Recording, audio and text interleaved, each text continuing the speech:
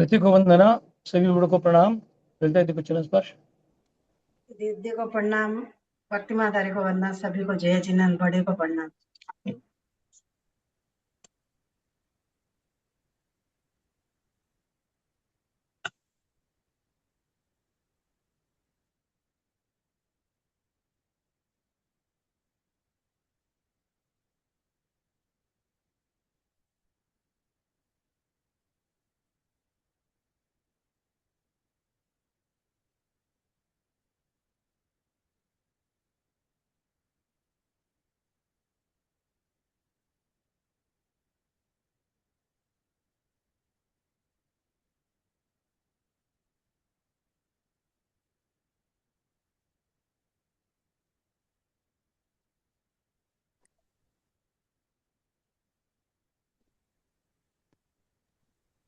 आदरणीय दीदी को सादर चरण सभी बड़ों को सादर प्रणाम। जय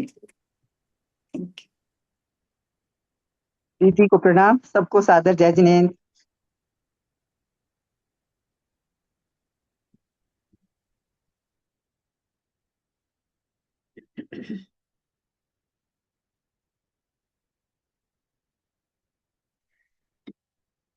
मध्यान्ह स्वाध्याय प्रतिष्ठापन बेलायाम श्री श्रुत भक्ति गायो सरगम कुर्वे हम।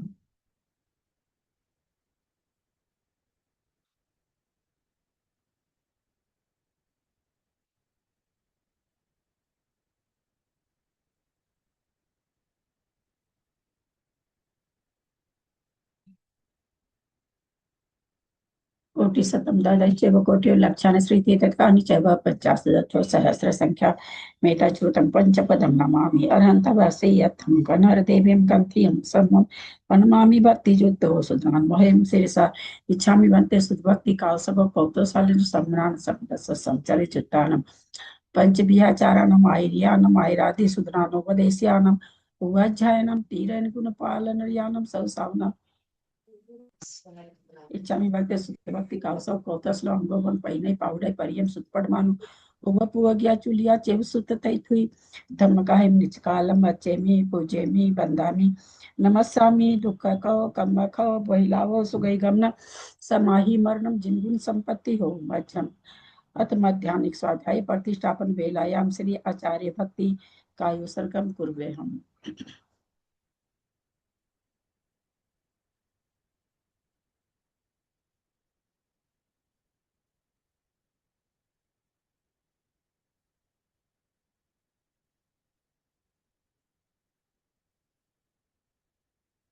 तो जल्दी पार्गेभ्य स्वपरमत विभावना पठुमतिभ्य सुचरित पुनिधिभ्यो नमो गुरुभ्य गुण गुरुभ्य 36 गुण सम्मगे पंचविहाचार करण संग्रही से शीशानुग्रह कुशले धमार्ये सदा वंदे गुरु भक्ति संजमे नय तरंती संसार सायरम घोरम छीनंती अठकमम जमन मरण पावंती ए नित्यम व्रत मंत्र होम निरता ध्यानाग्निहोत्राकुला सटकर्माभिरता स्तपो धंधना साधु क्रिया साधव शील प्रवर्णा गुण प्रहनाश्चंद्रार्क तेजोनिका मोक्ष द्वार कपाट पाटन बटा प्रीणंतु माम साधव गुरु पंतु नो नित्यम ज्ञान दर्शन नायका चारित्राणव गंभीरा मोक्ष मार्ग उपदेश का इच्छा में बनते आर्य भक्ति का सको कौतसल सम्मान समदंसन समचारी जुत्तानम पंच विहाचारणम आर्यानम आयरादि सुदनानो वदेश्यानम वज्जायनम तीरेन गुणपालनम सबसावनम निचकालम अच्छेमी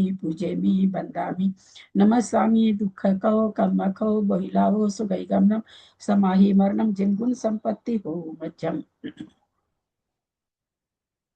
ओकारं बिंदु संयुक्तम नित्यम ध्यायन्ति योगिना कामदम मोक्षदम चैव ओंकाराय नमो नमः अविरल सदघनौगा प्रक्षाली सकल भूतल कलंका निविरूपासी तीर्थास्त्र सत्यहरतुन दूरितम अज्ञानतिमिरान्धानां ज्ञानाञ्जन शलाकया चक्षुरुन्मिलितं येन तस्मै श्री गुरुवे नमः श्री परम गुरुवे नमः परम्पराचार्य गुरुभ्यो नमः सकल कलुष विध्वसकं श्रेषां परिवर्धकं धर्म संबंधकं भव्य जीव मन प्रतिबोधकारकं पुण्य प्रकाशम पापणासमिदं शास्त्रम श्री तिल्लोपन्नति ग्रंथराज नामधेयम अस्य मूल ग्रंथ करता श्री सर्वज्ञ देवास्तुत ग्रंथ करता श्री गंधर देवा प्रति गंधर देवा तेषां वचम साठम आसाद्य श्रीमत् यति विश्वाचार्य विरचितमिदं शास्त्रं श्रोतारः सावधानतया शृण्वन्तु मंगलम भगवान वीरो मंगलम गौतमो गनि मंगलम कुंद कुंदात्यो जयं धर्मोस्तु मंगलम सर्वमंगल मांगल्यम सर्वकल्याणकारकम प्रधानम सर्वधर्माणां जैनम जयतु शासनम जैनम जयतु शासनम जैनम जयतु शासनम सरस्वती नमस्तुभ्यं वरदे कामरूपिणी विद्यारंभं करिष्यामि सिद्धिर्भवतु मे सदा। वात्संग जिनवानी माता की जय। परम मांगलिक ग्रंथ तिलोपन्नति ग्रंथराज की जय। यति वृषाचार्य की जय। अढ़ाई दीप में विराजमान सभी आचार्य उपाध्याय सर्व साधु के चरणों में नमोस्तु नमोस्तु नमोस्तु। सभी आरिका माता जी के चरणों में बंदा में सभी छुल्लक छुल्लिका एलक के चरणों में इच्छा में सभी प्रतिमाधारी के चरणों में वंदना वंदना वंदना। ग्रुप में विराजमान प्रतिमाधारी को वंदना। बड़ों का सादर चरण स्पर्श सभी से सादर जय जिनेन्द्र। हम लोग आज तिलोपन्नति के आधार से 3 लोग का जो की रचना का मैप जो बना था उसको थोड़ा सा समझेंगे।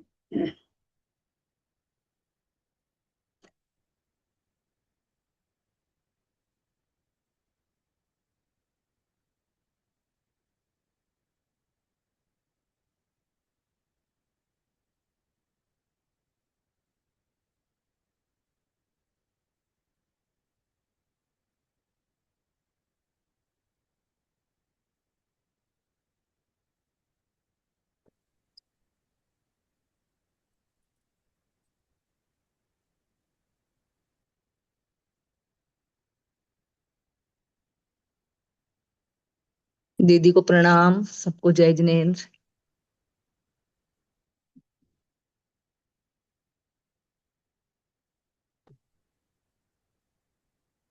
मुझे बड़ा विचित्र लगता है जब किसी एक आदमी के क्वेश्चन के चलते और आज स्पेशल क्लास रखी गई है ना। आप लोग को नहीं पता, मेरे पास आया था उनका तो, और उनका पता ही नहीं है, जबकि मैंने 2-3 दिन में से कल ही डाल दिया था, जबकि मैं कल नहीं डालना चाह रही थी, थोड़ी तबियत 19-20 होती रहती है तो फिर मैं कहीं आज डाल दे तो लोग देख लेंगे।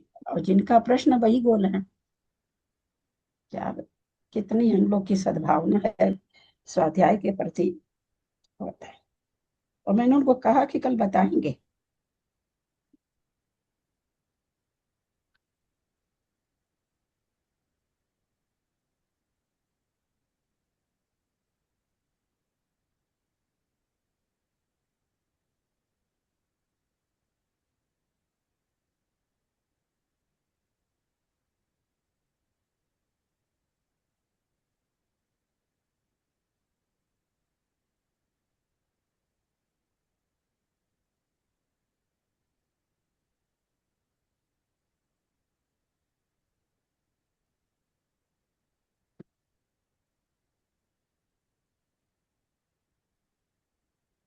इसीलिए मेरे मुंह से ये शब्द निकलते हैं कि आप लोग बहुत बड़े हैं, महान आदमी हैं आप लोग।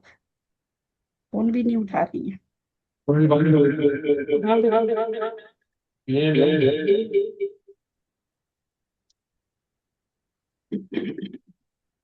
थोड़ा सा प्लीज, क्योंकि उनका फिर प्रश्न मेरे पे बना ही रह जाएगा। अपनी कोशिश तो कर लो, जुड़े तो ठीक, नहीं जुड़े तो ठीक।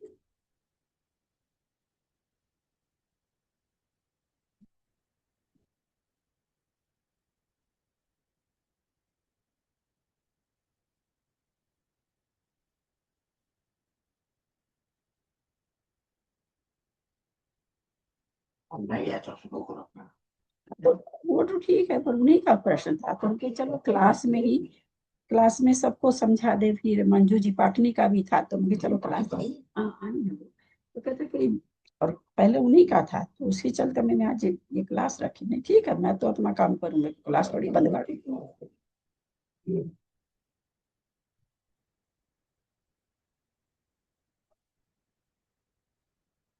चलिए सब कोई चित्र खोल लिए होंगे। मोबाइल में ही है, मोबाइल से क्लास है, फिर भी आप खोल सकते हैं, है ना। मेरी आवाज आती रहेगी आप लोग को। और कोई अगर और दूसरी चीज में लैपटॉप वगैरह में खोल सकते हैं तो बहुत अच्छा, और अच्छे से समझ में आएगा, थोड़ा बड़ा हो जाएगा तो। और नहीं तो फिर आप इसमें खोलेंगे तभी समझ पाएंगे। खोल लिया होगा सबने। मेरे को तो खुद ही नहीं दिख रहा, इतना बारीक है। तो ये नीचे आप देख रहे हैं, सबसे नीचे लिखा हुआ पढ़ने नहीं कह रही हूँ, नीचे जो 3 रंग की धारियां है, आप देख रहे होंगे कि नीचे से लेके ऊपर तक गई है ना। तो ये 3 रंग की धारियां क्या है यहाँ पे लिखा हुआ। तनु, सबसे नीचे तनु बात वलय, उसके ऊपर घन बात वलय, उसके ऊपर घनोदधि बात वलय। ये 3 बात वलय हैं जो कि घनोदधि बात वलय के लिए लिखा हुआ है। जैसे गाय का मूत्र होता है वैसे रंग की है। घन बात वलय मूंग, मूंगा जो होता है, या मूंग या मूंगा जो भी, उस रंग का है। और तनु बात वलय चित्र विचित्र रंग का है। ऐसा आगम में आया कि अनेक वर्ण वाला है, यानी उसका एक स्पेशल रंग नहीं बोल सकते। अब हम लोग सबको ही जानते हैं कि 14 राजू, इतना हम लोग को सबको पता है ना, कि 14 राजू के बीच में जो एकदम बीचों बीच आप देख रहे होंगे एक धारी, 2 धारी गई है, जिसको कि त्रस्त नाली कहा जाता है।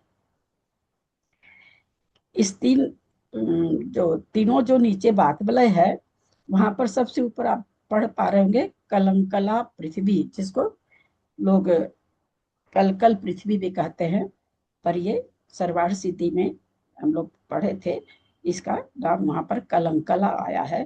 तो ये कलंकला पृथ्वी, यहाँ निगोदिया जीव पाए जाते हैं, त्रस जीव नहीं पाए जाते, बस केवल निगोदिया जीव यहाँ पाए जाते हैं। फिर उसके बाद कौन सी पृथ्वी आ रही है, महात्म पृथ्वी, 7वां नरक। ये 7वां नरक आ रहा है। 7वें नरक के ऊपर फिर आप लोग पढ़ पा रहे होंगे, क्योंकि एक एक राजू कितनी कितनी है, एक राजू है, सब बीच बीच में कितनी कितनी है, एक राजू है। यानी कलंकला पृथ्वी भी पूरी एक राजू में है। फिर कलंकला पृथ्वी जहाँ खत्म होती है, वहां से लेकर के ऊपर जो आकाश है, ये पूरा एक राजू में, आकाश तक एक राजू में है। तो नीचे महात्म, क्या बात है कविता जी, आपको तो हम इसलिए फोन भी करे, आप ही के चलते आज क्लास रखी गई। और आपकी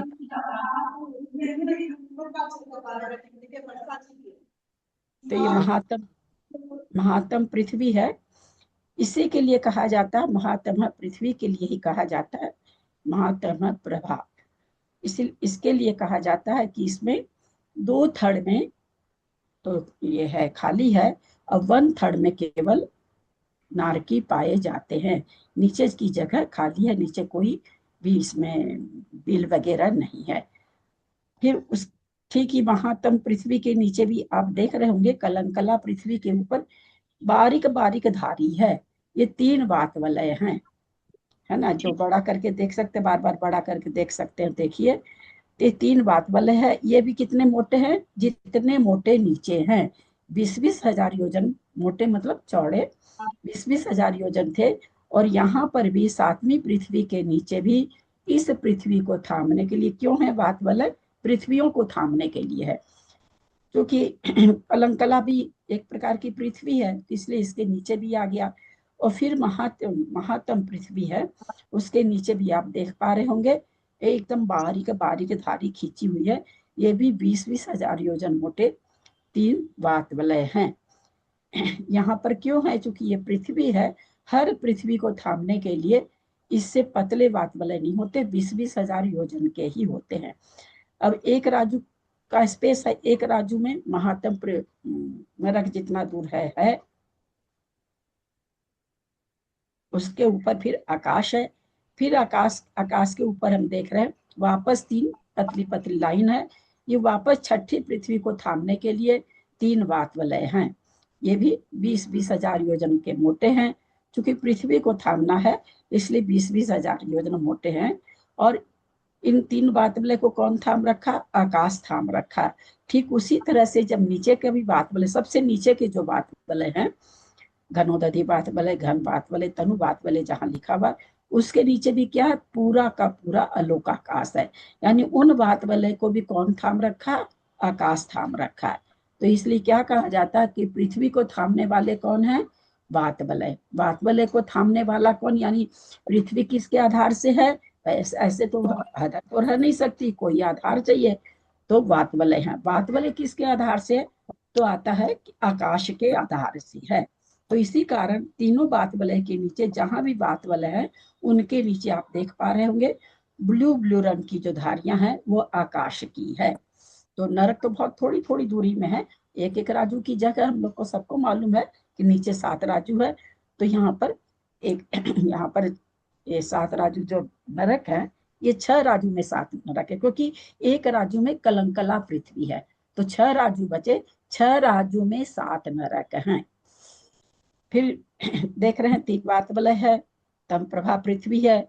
उसमें नीचे वाले में चूंकि ये नहीं दिखाए गए हैं, पटल नहीं दिखाए गए यहाँ पर, चूंकि तम प्रभा पृथ्वी में 5 बिल है और एक ही तल्ले में है वो नीचे ऊपर।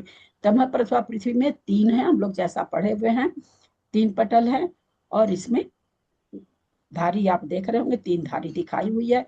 तम प्रभा पृथ्वी के बाद फिर ऊपर की पृथ्वी के 3 बात वलय के नीचे फिर आकाश है। वो आकाश किसके लिए है?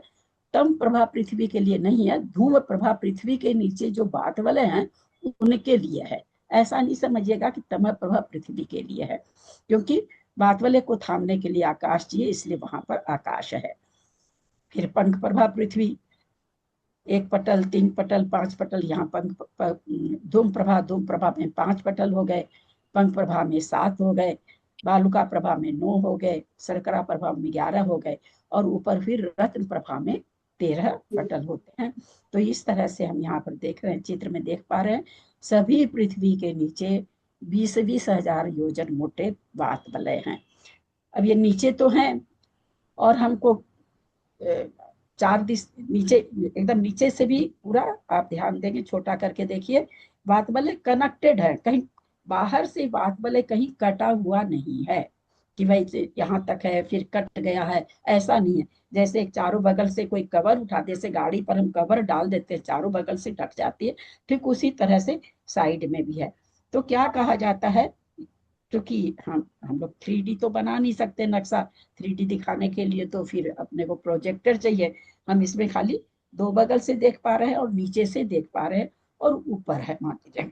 तो यहाँ पर क्या देख रहे हैं कि कोई भी पृथ्वी, सभी पृथ्वी क्या हो रही है, क्योंकि यहाँ 2 साइड से दिख रहा है, तो 2 साइड लेकिन चारों दिशा, इसी तरह का चारों दिशा में बात वाले बने हुए हैं, और चारों भी दिशा में भी बने हुए हैं।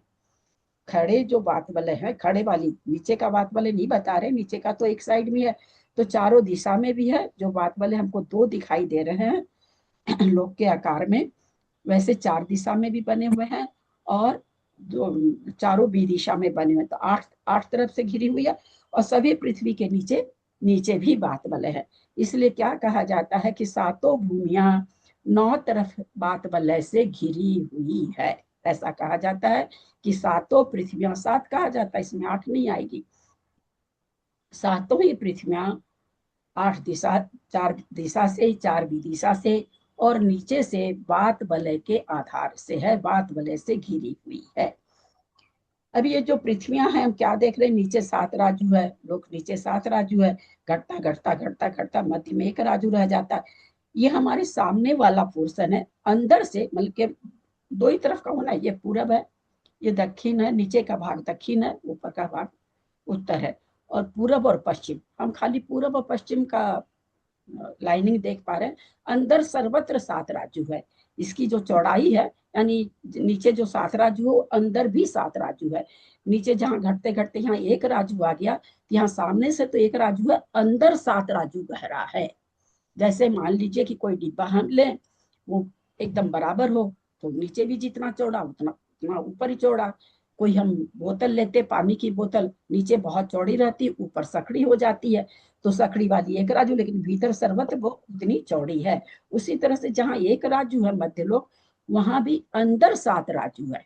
ये यहाँ नहीं, कोई रचना यहाँ नहीं है। ये जो दिखती हमको, ये रचना वास्तव में बीचों बीच है। ये मान लीजिए 7 राजू है, यहाँ पर है वो रचना। ऐसे नहीं है जो हमको लगता है वो यहाँ पर है, ऐसे नहीं। रचना यहाँ बीचों बीच है, एक राजू के बीचों बीच बना हुआ। त्रसनाली जो बनी हुई है एक राजू के बीचों बीच है। तो सर्वत्र बीचों बीच नहीं समझ में आया। बीचों बीच मतलब?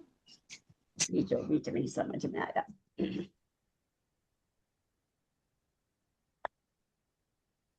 चलिए, जब 7 राज्यों चोरा बोला तो उसको बीच में जो 7 राज्यों के बीच में जो मतलब नाप लेंगे तो 7 राज्यों के बीच से लेंगे क्या? फिर मतलब ढाई इधर 2 में जो 2 योजन जो रहता है। हाँ चौराहे। बता रहे हैं। जैसे बीच का मतलब कि ये समझ लीजिए, है ना, एक राजू समझ लीजिए इसको, है ना। ये ऐसे ऐसे आप एक राजू समझ लीजिए, है ना। ये समझ लीजिए 4 राजू, 7 राजू, है ना। ये समझ लीजिए 7 राजू। दिख रहा है क्या सबको? ये 7 राजू है और ये एक राजू है। तो हम लोग चित्र में, हम लोग को क्या लगता है कि ये चीज यहाँ है, ऐसे लगता है ना। चित्र देखते हैं वही यहाँ, यहाँ नहीं है, वो यहाँ है, इसके बीच में है तृष्णाली। 3.5 एक राजू की है ना, 3 राजू इधर है, 3 राजू इधर है, बीच में वो तृष्णाली है, बीचों बीच। तो जो मध्य लोक है ये एक राजू है, यहाँ पर मान लीजिए एक राजू है, तो एक राजू मध्य में है, लेकिन वास्तव में इधर क्या नाम है, इधर 3 राजू और इधर 3 राजू है, ऐसे है, बीच में है ये। ऐसे नहीं, सामने नहीं है, ये बीचों बीच है। बीचों बीच मतलब जो हमारा 7 राजू बाई 7 राजू, ये क्षेत्र कितना है, 7 राजू बाई 7 राजू का, है ना। उसके बीचों बीच तृष्णाली है। तो चित्र में तो हमको देखने में क्या लगता है, जैसे सामने है ना, ऐसे लगता है, क्योंकि 3 डायमेंशन में दिखाने की चीज होती है, सब चित्र में तो अपने बना नहीं पाते हैं। तो ये जो चीज है ये बीचों बीच है। इसीलिए जब केवली समुद्घात अभी हम लोग जीव कांड में पढ़े तो पढ़ा ना, पूर्वाभिमुख रहेंगे तो इस तरह से फैलेगा, उत्तरामुख रहेगा। तो अब कोई महाराज, मुनि महाराज अगर पूर्वाभिमुख बैठे हैं तो इसका मतलब क्या है कि इधर मुख करके बैठे हैं, इधर मुख करके बैठे हैं, तो एक ही राजू उनके पास मिला। लेकिन जो ऐसे इस मुख होकर बैठे हैं तो वो 7 राजू गहराई है, तो उनका प्रदेश ऐसे फैलेगा। ऐसे बैठने वाले का ऐसे फैल, तो ऐसे बैठने वाले का तो एक ही राजू होता है, पर ऐसे बैठने वाले का 6 राजू हो जाता है, 7 राजू हो जाता है। ये फर्क समझना पड़ेगा, ये अंतर हो जाता है। तो यहाँ हम लोग, आप लोग अपने में खोल रखे होंगे। तो इस तरह से दीदी ये जैसे एक बोतल है, बोतल के बीच में जैसे स्ट्रो रहती है, तो वो जो तृष्णाली वैसे ही है, बीचों बीच है। हाँ, मतलब जैसे बोतल बहुत के अच्छा। बीच में वो एक बोतल ले लें, जो बोतल सब आती है ना, जैसे कोको कोला वगैरह की बोतल है ना भाई, नीचे चौड़ी फिर सकड़ी, फिर चौड़ी फिर सकड़ी, है ना। कोको कोला की बोतल ठीक ऐसे होती है, नीचे थोड़ी चौड़ी, घसते घसते फिर सकड़ी होते, फिर जरा सा चौड़ा होता है, फिर ऊपर जाके मुंह सकड़ा। अब उसमें बीचों बीच आप वो क्या उसको कहते हैं, पीने वाले स्ट्रो आप उसको डाल दीजिए एकदम बीचों बीच, ठीक है, वही तृष्णाली है, बीचों बीच है। मतलब आगे से भी खाली वो रहेगा 3 राजू, पीछे से भी 3 राजू। बहुत है उसमें अंतर क्या पड़ रहा, उसको जो बीचों मतलब तृष्णाली जो कह रहे हैं, तो तृष्णाली बीच में एक राजू की है, तो वो जो पाइप अपन डाल रहे हैं वो कहीं भी उसकी दीवार को नहीं छू रहा, इसलिए उसको पूरी तरह से नहीं घटा सकते। जो लोक है अपना, बीच में एक राजू का ही है ना, बीच में एक ही राजू है, एक राजू की तृष्णाली है। अरे जो स्ट्रोक अपन डाले वो स्ट्रोक जैसे ललिता दीदी 3 लोग उसको समझा रहे थे, तृष्णाली कई जाती है। थोड़ा सा बंद करिए ना दीदी, थोड़ा बंद करिए, रीना सांक लेकर थोड़ा सा अपने को म्यूट कर लो दीदी। तो स्ट्रोक अपन दिए तो क्या लोगों को समझ में आ रहा कि चारों बगल जगह है ना, लेकिन नहीं, जहां पर वो ऐसे समझ लीजिए, वो बोतल जहां पर एकदम कम जगह वाली है उतनी मोटी स्ट्रोक है, जो पाइप डाल रहे हैं उतनी मोटी है, तो वहां पर तो वो टच कर रही है, बाकी बीचों बीच है। जैसे यहाँ पर तृष्णाली हम देखिए आपके नक्शा में, बीच में तो क्या है, जितना चौड़ा ये दृश्य दिखा रहे हैं, मैप दिखा रहे हैं, उतनी चौड़ी तृष्णाली है ना। ऐसे पूर्व और पश्चिम में जगह नहीं छूटी है। तो वही समझाया जा कि सामने से लोग नीचे से 7 राजू घटते घटते 1 राजू, फिर 5 राजू, फिर 3 राजू, फिर 1 राजू, ये एक तरफ की है। साइड से सभी जगह 7 राजू है, साइड से दोनों तरफ 7 राजू है। ये सामने इस तरह की है। तो सामने जो आपने हम लोगों ने जो कहा कि भाई जो पीने वाला स्ट्रोक डालते हैं तो वो तो पूरी बोतल में बीच में ऐसा नहीं होता। यहाँ पर क्या है, तृष्णाली जहाँ एक राजू की है वो एक वहां पर एक ही राजू है। मतलब उतनी एकदम चिपकी हुई है वहां से, चिकनी वही है, उतना ही उसका आकार वहां पर। उस उतना ही। तृष्णाली का चिपकने से कोई मतलब नहीं है, वो वहां पर उतनी ही है, जगह ही उतनी, स्पेस उतना ही है, इससे ज्यादा नहीं है। लेकिन भीतर से 7 राजू है, जो भीतर से 7 राजू, तो ये चित्र के आगे 3 राजू, चित्र के पीछे 3 राजू। तो वो जो तीन राजू आगे पीछे वो आकाश है क्या? हाँ आकाश ही है, सब सर्वत्र आकाश ही आकाश है। और तो चूंकि एक राजू की है, और जो अंदर के अंदर तो 7 राजू है, ये सामने से एक राजू अपन ये ले लिए तो 3 राजू इधर 3 राजू इधर बच गया, वो आकाश शुद्ध आकाश बच गया, जिसको अलोकाकाश कहते हैं वो। यहाँ और यहाँ क्या है, अलोकाकाश है। और भीतर सर्वत्र 7 राजू है, तो 7 राजू क्या है, वो लोकाकाश है ना। भीतर जो 7 राजू है वो लोकाकाश है, और सामने है, सामने इतनी दूर में तो लोकाकाश है, और बाकी सारी जगह अलोकाकाश है। तो यहाँ पर चित्र में देख पाएंगे, थोड़ा बड़ा कर सकते हैं तो आप लोग, मेरा तो मोबाइल में लैपटॉप पर खोल ली तो मेरे, तो आप ये इस तरह से देखिए। ये जो 7 भूमियों के बीच में जो आकाश दिखाया 20,000 योजन का, तो ऐसे 20,000 चित्र योजन का आकाश नहीं है कविता जी। क्या है, वही तो मेरे को नहीं समझ में आया, मैं थोड़ी लेट खोली हूँ ना तो निकल गई। तो वही तो हम तो थोड़ा आपके आने के पहले थोड़ी शिकायत करें आपकी, कि जिनके चलते क्लास चालू है उनका पता ही नहीं रहता है, फोन करे तो आप फोन नहीं उठाए। अरे वो नमोकार चल रहा है नीचे मंदिर में, यूं मैं अभी भी छत पे आके सुन रही हूँ। अरे फिर तो आज मैं थोड़ी जानती हूँ कविता जी, फिर आपको कल लिखना चाहिए था, कल मेरे को फुर्सत नहीं है। नहीं फुर्सत की बात नहीं, मैं सोची आऊंगी, घड़ी देखने में 2 मिनट का ही आगे पीछे हो गया कि आपका फोन आ गया। मैं उठने वाली थी कि मैं उठ के छत पे जाके सुन लूं। किसी विशेष आदमी के लिए जब चीज होती है ना तो उसको टाइम से, कायदा तो यही है जिनवानी का कि आप 2 मिनट पहले नहीं वो ठीक है, आपकी बात मेरे घड़ी देखने में चूक हो गई वो थोड़ी सी।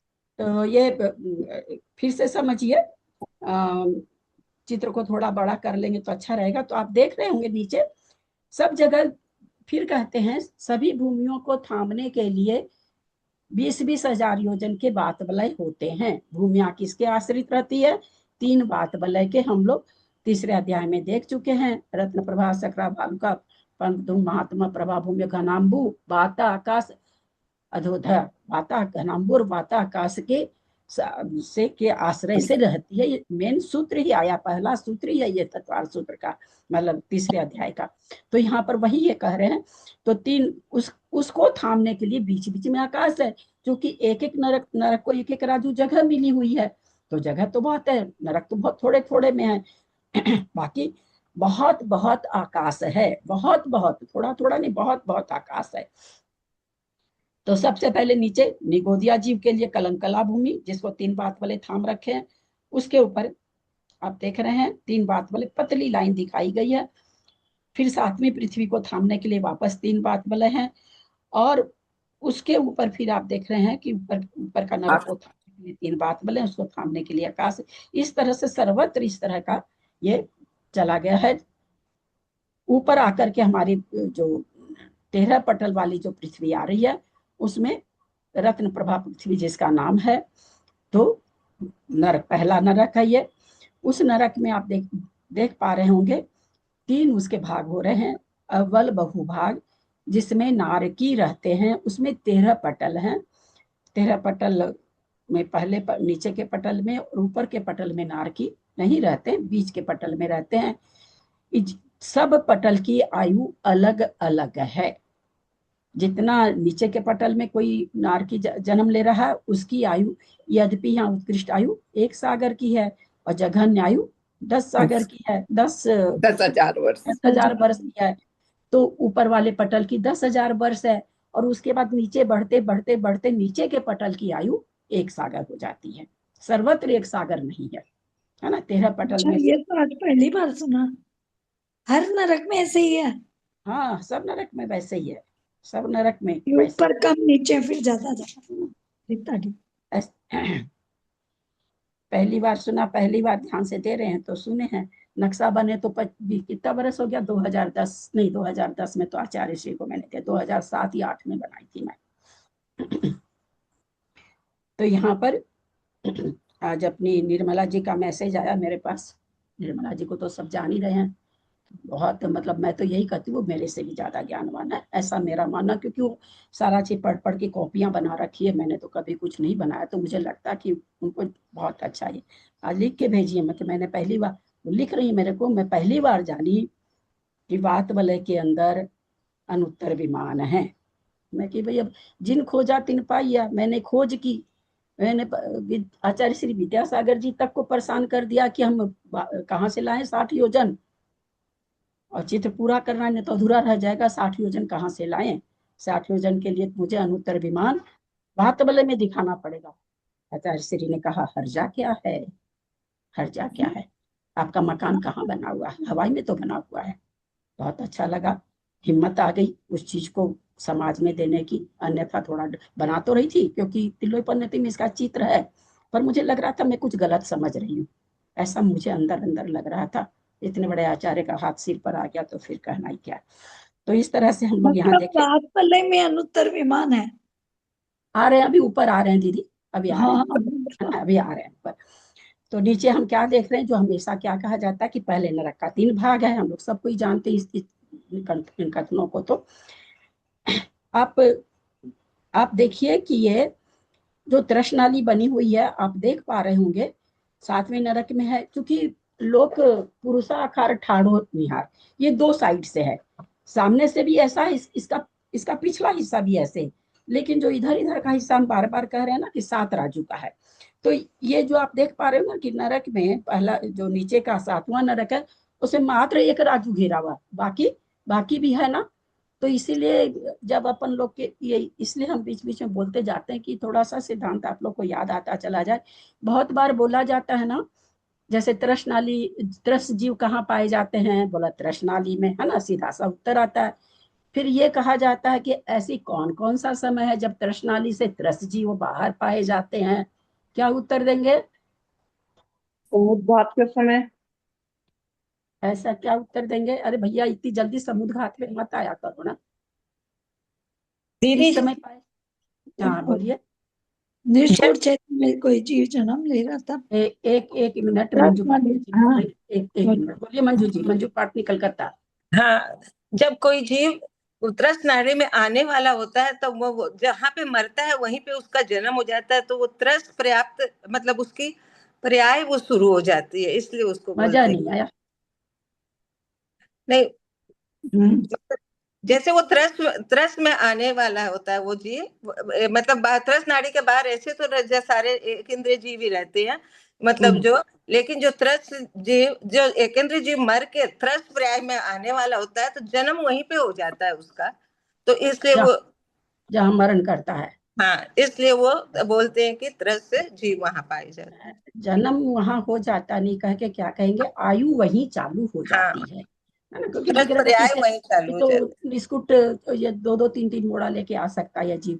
तो चूंकि आयु वहीं चालू हो गई, त्रस की चालू हो गई, तो इसलिए वो, और ये तो एक कारण हुआ।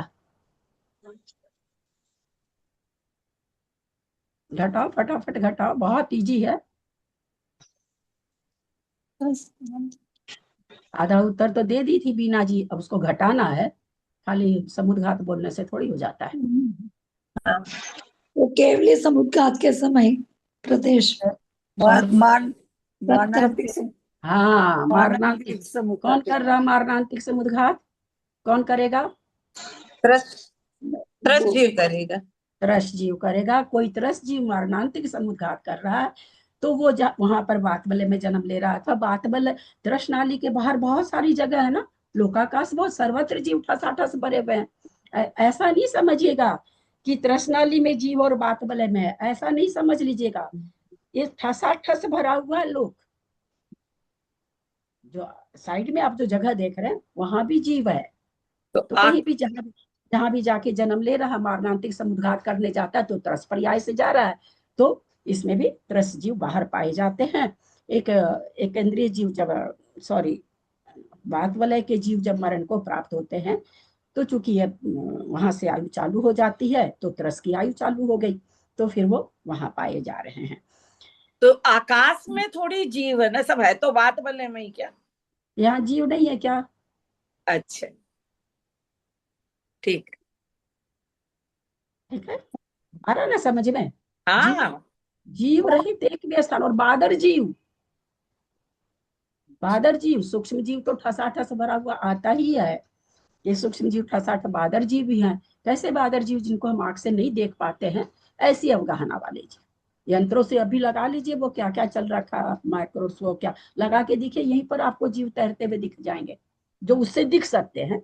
बहुत से जीव तो केवल ज्ञान में झलकते हैं, अपने ज्ञान में झलकेंगे नहीं, है ना। तो सभी जगह जीव है, पर एक इंद्रिय है।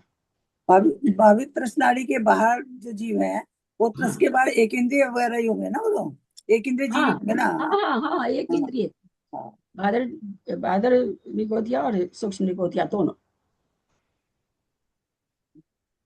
चलिए दीदी अब प्रश्नावली तो ये बीच वाली लाइन ही हुई ना, दीदी प्रश्नावली। अब उस दीदी आपने प्रश्नावली कहा था कि बादर निगोदिया और सूक्ष्म निगोदिया, खाली निगोदिया थोड़ी वैसे भी तो जीव होंगे ना, अग्निकाय जलकाय। बादर निगोदिया बता दें आपको कि बादर निगोदिया जीव को अगर यहाँ पर आकाश में खोजेंगे तो नहीं मिलेंगे। क्यों नहीं मिलेंगे? बादर निगोदिया के लिए क्या क्या सेंटेंस आता, क्या वाक्य आता है, क्या आता है? फटाफट बताइए। हाँ, जो किसी को ना बाधा देते हैं ना। वो तो सूक्ष्म जीव के लिए। बादर निगोदिया हम जैसे अभी आप लोगों को कहे कि जो आकाश है खुला जो दिखाई दे रहा है, बात वलय के अलावा वहां पर बादर जीव नहीं पाए जाएंगे। क्यों नहीं पाए जाएंगे? सूक्ष्म तो पाए जाएंगे, बादर क्यों नहीं पाए जाएंगे? उसका हेतु क्या है? बादर निगोदिया नहीं आते। ये सब नहीं, नहीं, कारण बताइए। ये हवा में चलाने वाली चीज मत बोला करें, कारण बताइए। भाभी बादर निगोदे जीव तो रोक लेते हैं ना, जगह जगह रोक भी ले सकते हैं, मतलब आने वाले को रोक सकते हैं। त्रिशला जी बहुत जगह है, 7 राजू है, बहुत जगह। कितनी चाहिए, कितना बड़ा मकान बनाना है। बहादुर जीव के लिए आया है कि बहादुर जीव बिना किसी आधार के नहीं रह सकते हैं। और यहाँ लोक में ऐसा कोई आधार नहीं बना हुआ है। जो की जगह है वहां पर आकाश ही आकाश है, तो वहां पर बहादुर जीव नहीं पाए जा सकते। अंदर हैं, बात वलय में है, क्योंकि वो अंदर एक दूसरे का आधार बन रखे हैं। लेकिन बाहर जो आकाश है वहां सूक्ष्म जीव ठसाठस भरा हुआ है। इसका कारण है कि बहादुर जीव को रहने के लिए किसी आधार की आवश्यकता होती है, निराधार नहीं रह सकते हैं। तो जैसे पंच परावर्तन में पढ़ा कि हमने कोई जगह नहीं छोड़ी जहाँ जन्म नहीं लिया, तो इन सब में भी अपन जन्मे हैं। अरे एक बार थोड़ी जन्मे हैं, सर्टिफिकेट लाऊं क्या पंच परावर्तन निकाल के? इस जन्मे नहीं है, अनंतों बार जन्मे। क्योंकि क्या किसी काल से नहीं ना कि हम उस काल से हैं, हम 1000 काल से हैं, हम 2000 काल से हैं, उसके पहले हम नहीं थे। तब तो होता है कि भाई एक आध बार जन्मे होंगे, चाहे नहीं भी जन्मे होंगे। अभी अनंतों बार जन्म लिए भाई, अनंतों पंच परावर्तन कर दिए। क्या वो आई है ना लाइन, जी जी भरकर। काल अनंत प्रयोग नहीं, काल अंत नहीं है ना, वो युगल किशोर जी की पूजा। असल में हिंदी की पूजा छोड़ देने से बहुत में जी भर घूम चुका, कण नहीं, कण को जी भर भर जी देखा। भर देखा, कन कन को जी भर भर देखा। कैसे देखा भाई? जन्म लिया तब तो देखा। सब जगह जन्म लेकर के, सब जगह का मौसम, गर्मी ठंडक सब भोग करके आए हैं। इसका मतलब ये वह बादर जीव आकाश में नहीं पाए जाएंगे क्योंकि वहां कोई आधार नहीं है। हाँ, ऐसे ही आकाश में नहीं। और जैसे मान लीजिए ये अभी ये आकाश में ये है, इसके सहारे से बादर जीव है। हाँ, लेकिन हमको दिखाई दे, अगर कोई वो क्या यंत्र वगैरह से देखो तो कुछ दिख जाएंगे, वैसे होंगे तो। कई बार यंत्र से भी नहीं दिखते हैं ना, पर वो बादर नामकरण रहता है हमको। क्योंकि बादर जीव के लिए कहा गया कि बादर जीव को हम सर्वार सिद्धि में अपने आया था कि बादर नामकरण से हम ये नहीं समझने कि जो जीव बड़ा होता है वो बादर है, जो सूक्ष्म होता है, जो दिखाई नहीं देता है वो सूक्ष्म नामकरण। ऐसा नहीं है। जो जीव किसी को बाधा पहुंचाता, खुद बाधित होता, वो बादर नामकरण है, वहां ये परिभाषा है। और सूक्ष्म जीव से भी बादर जीव छोटा हो सकता है। सूक्ष्म जीव की अवधारणा तो इस लोकाकाश में इनको कौन सा आधार है? एक ही मिनट, जब हम लोग अवगाहना पढ़े थे तो आप लोग को याद नहीं रहता है कर्म कांड जी में कहाँ जाकर के उसकी अवगाहना सूक्ष्म पर्याप्तक जीव की, जहां तक मुझे याद आता 6 की अवगाहना के बाद आई थी। तो इतनी अवगाहना उसकी हो रही है ना, बीच के सारे जीवों की अवगाहना उसमें पाई जा रही है। जघन्य और उत्कृष्ट अवगाहना के बीच में 5 या 4 अवगाहना आ गई थी। क्या कह रहे हैं मंजू जी? जैसे आपने कहा बादल निगोदिया जो है आधार से रहते हैं, आकाश के कोई भी आधार से, तो अपने जो तीन लोक में भरे हैं बादल निगोदिया भी, तो उनको कौन सा आधार है लोकाकाश में है जो सूक्ष्म है, कह तो रहे हैं सूक्ष्म जीव है वो, सूक्ष्म जीव लिखा हुआ अच्छा, वो जहाँ बादल निगोदिया की श्रेणी में नहीं। हाँ, सूक्ष्म पृथ्वी कायिक, जल कायिक, वायु कायिक, अग्नि कायिक और निगोदिया जीव से तीनों चारों पृथ्वी कायिक वगैरह भी हैं, ठसाठस भरा हुआ है। चारों ये भी हैं, पृथ्वी कायिक, जल कायिक, वायु कायिक। इसी पर तो प्रश्न जब किया गया कि आप कहते हो अग्नि कायिक जीव, तो हमें तो कहाँ अग्नि कायिक जीव तो जलाना चाहिए। तो आचार्य ने उत्तर दिया सूक्ष्म है, न वो किसी को बाधा पहुंचाते हैं और न बाधित होते हैं, इसलिए आपको तपन नहीं मालूम होती। लेकिन चारों ही प्रकार के जीव और निगोदिया जीव से ये लोग ठसाठस भरा हुआ है। मतलब वनस्पति का एक नहीं है, बाकी चारों का एक। वनस्पति कायिक भी सूक्ष्म। जब आया कि भाई निगोदिया जीव कहाँ पाए जाते हैं, तो धवला जी में आया कि केवल साधारण वनस्पति ही निगोदिया नहीं है, केवल साधारण वनस्पति ही निगोदिया नहीं, इसके अलावा भी क्या था, मतलब वो कहना चाह रहे थे कि हम लोग क्या कह देते हैं कि साधारण वनस्पति, बहुत अच्छा सेंटेंस आया था, मतलब वो ये कहना चाह रहे हैं कि ऐसा नहीं समझे कि खाली निगोदिया जी साधारण वनस्पति कायिक भी होते हैं, उसके अलावा नहीं याद आ रहा, सेंटेंस गलत हो जाएगा। तो यहाँ पर हम लोग फिर से देखें, वापस मैप पर आ रहे हैं। वहां पर यहाँ पर 7वीं पहला नरक आ गया।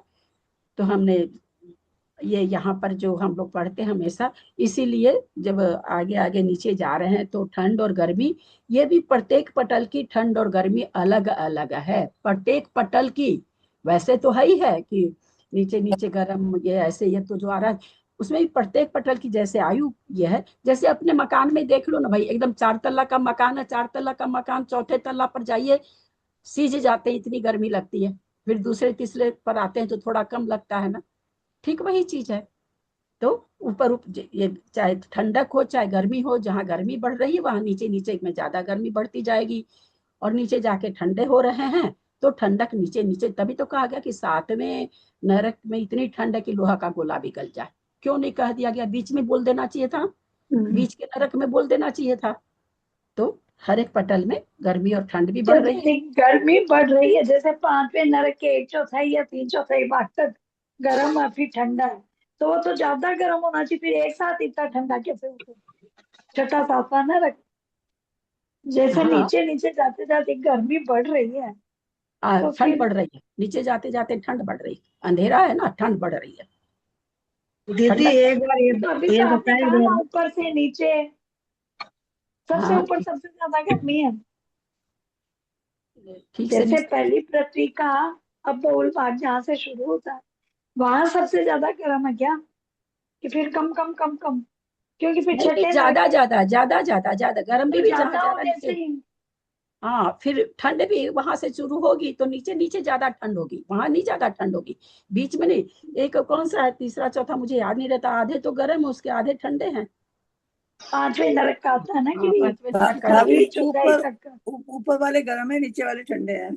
हाँ, वो तो हम कह ही रहे हैं ना। तो ऊपर वाले गर्म तो सबसे ज्यादा गर्म कहाँ रहेंगे, जहां पर नीचे जैसे जैसे जाते जाएंगे वैसे वैसे गर्मी बढ़ेगी, नीचे जैसे जैसे जाएंगे वैसे ठंडक बढ़ेगी। ऊपर से गर्म तो मैं यही तो बोल रही हूँ, नीचे जैसे गर्मी बढ़ेगी तो जैसे 5वें नरक का जैसे आधे भाग तक समझ लीजिए गर्म है, तो मैक्सिमम गर्म है, और फिर उसके साथ एक साथ ठंडा कैसे हो पाएगा? ये तो केवली से जाके पूछना पड़ेगा। दीदी मेरा मतलब समझ गया क्या मैं क्या पूछ रही हूँ? वादर जीव कहाँ कहाँ होते हैं, एक बार वापस बताना। हाँ, वादर जीव का बताना है। बादर जीव बादर का क्या? बादर जीव तो आधार से रहते हैं, जहां भी आधार मिलता है वहां रहते हैं। ये सारी जितनी हमारे यहाँ वस्तुएं हैं, ये आकाश है, आकाश में सूक्ष्म जीव है, खाली जगह उसमें सूक्ष्म जीव है, और जितनी हमारे घर में वस्तु अगर उस पर जीव है तो सब बादर है। सूक्ष्म भी रह सकते हैं पर बादर तो उन्हीं के आधार से। सीधा सा परिभाषा की बादर जीव किसी के आधार से रहेंगे। अब कहाँ रहेंगे ऐसे थोड़ी बोल सकते कि ये मोबाइल पर तो है, जिनवानी पर नहीं है, मेरी साड़ी पर तो है, हाँ मेरे हाथ पर नहीं है, ऐसे थोड़ी बोला जाएगा। आधार से रहते हैं, जहां है पर आधार से रहेंगे। यहाँ पर अबल बहुभाग में 13 पटल हैं, जिसमें कि पहला नरक के नारकी यहाँ रहते हैं। उसके ऊपर फिर आप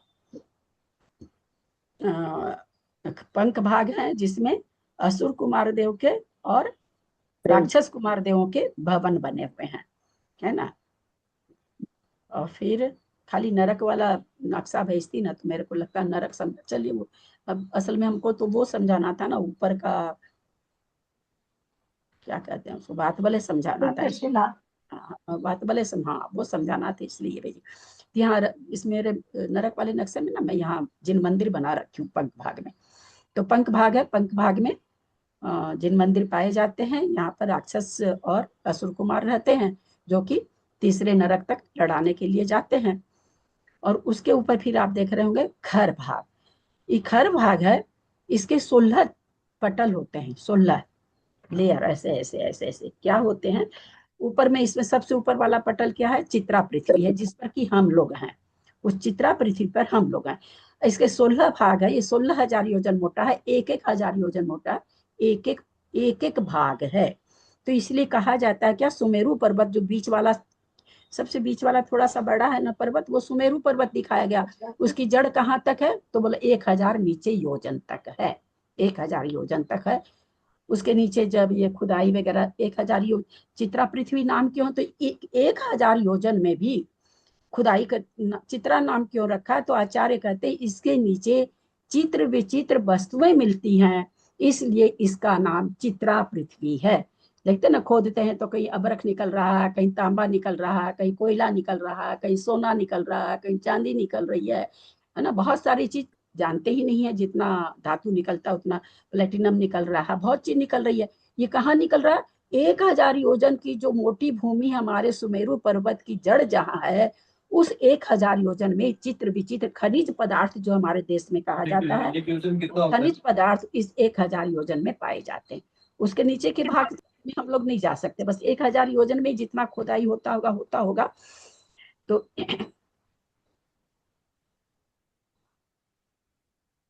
ये 15,000 योजन तो क्या नाम है, इसमें भवनवासी देव रहते हैं।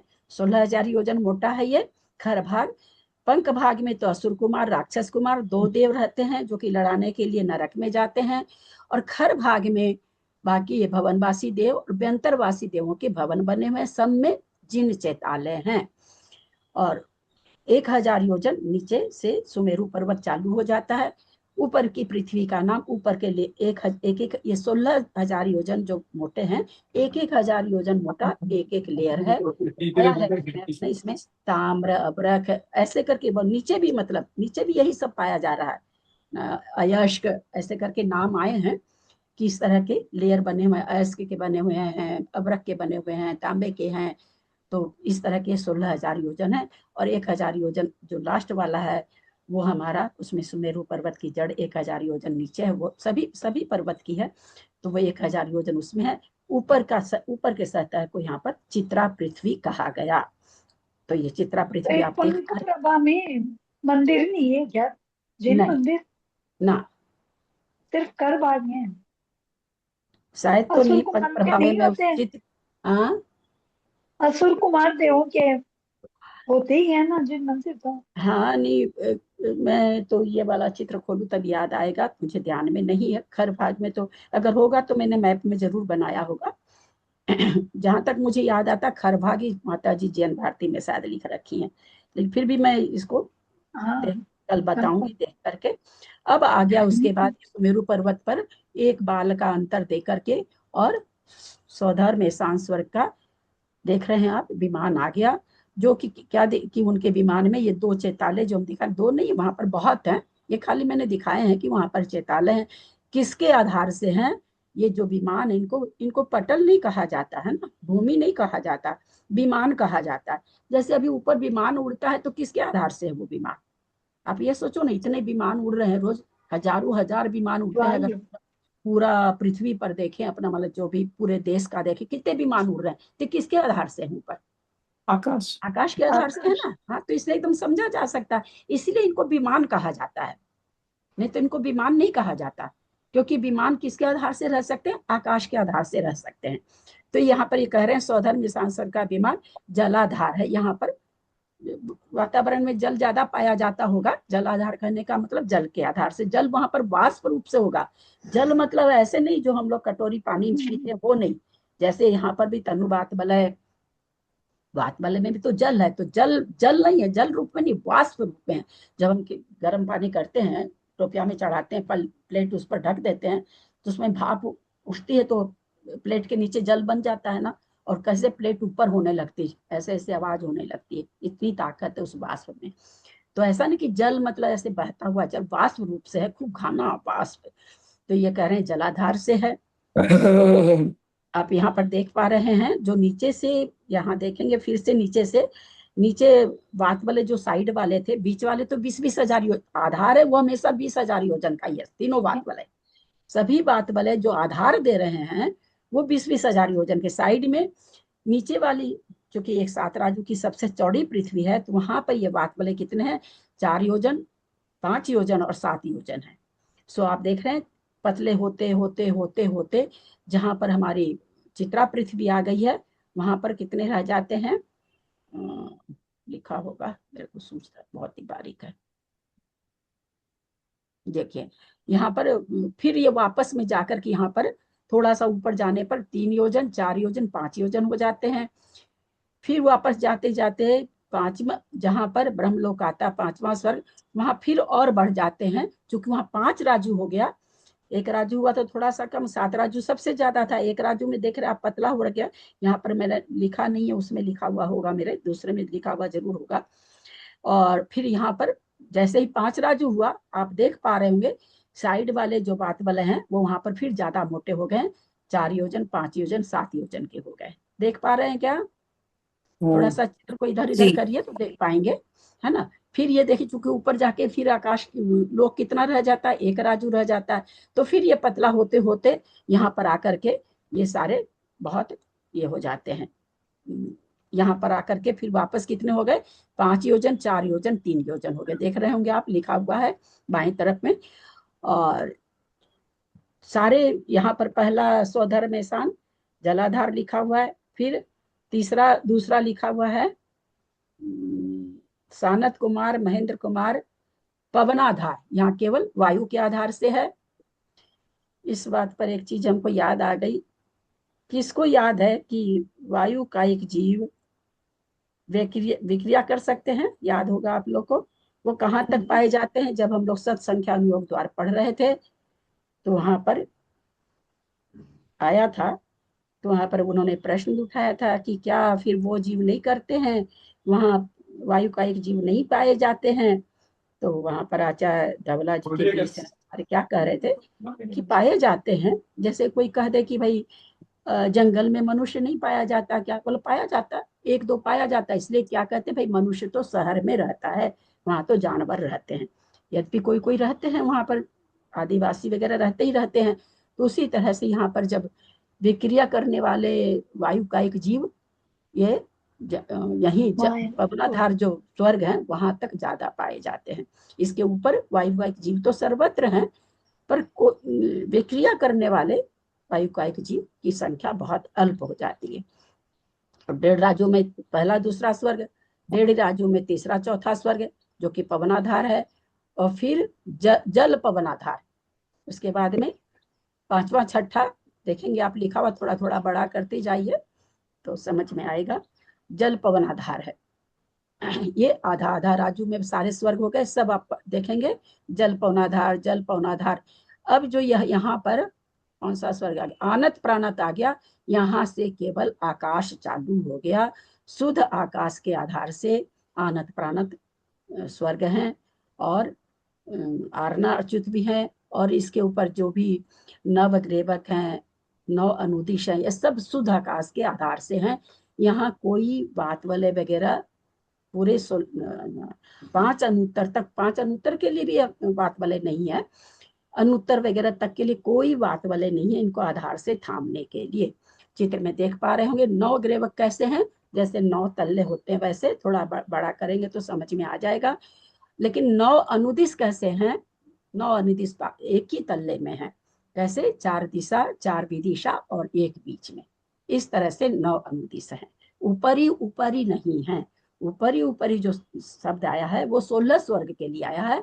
वहां पर कहा गया कि भाई इसे नरक अधो अध, वैसा इसके लिए नहीं कहा गया। यहाँ स्वर्ग के लिए क्या कहा गया, ऊपरी ऊपरी, कि भाई जो रचना हम आपको बता रहे हैं ऊपर ऊपर हैं।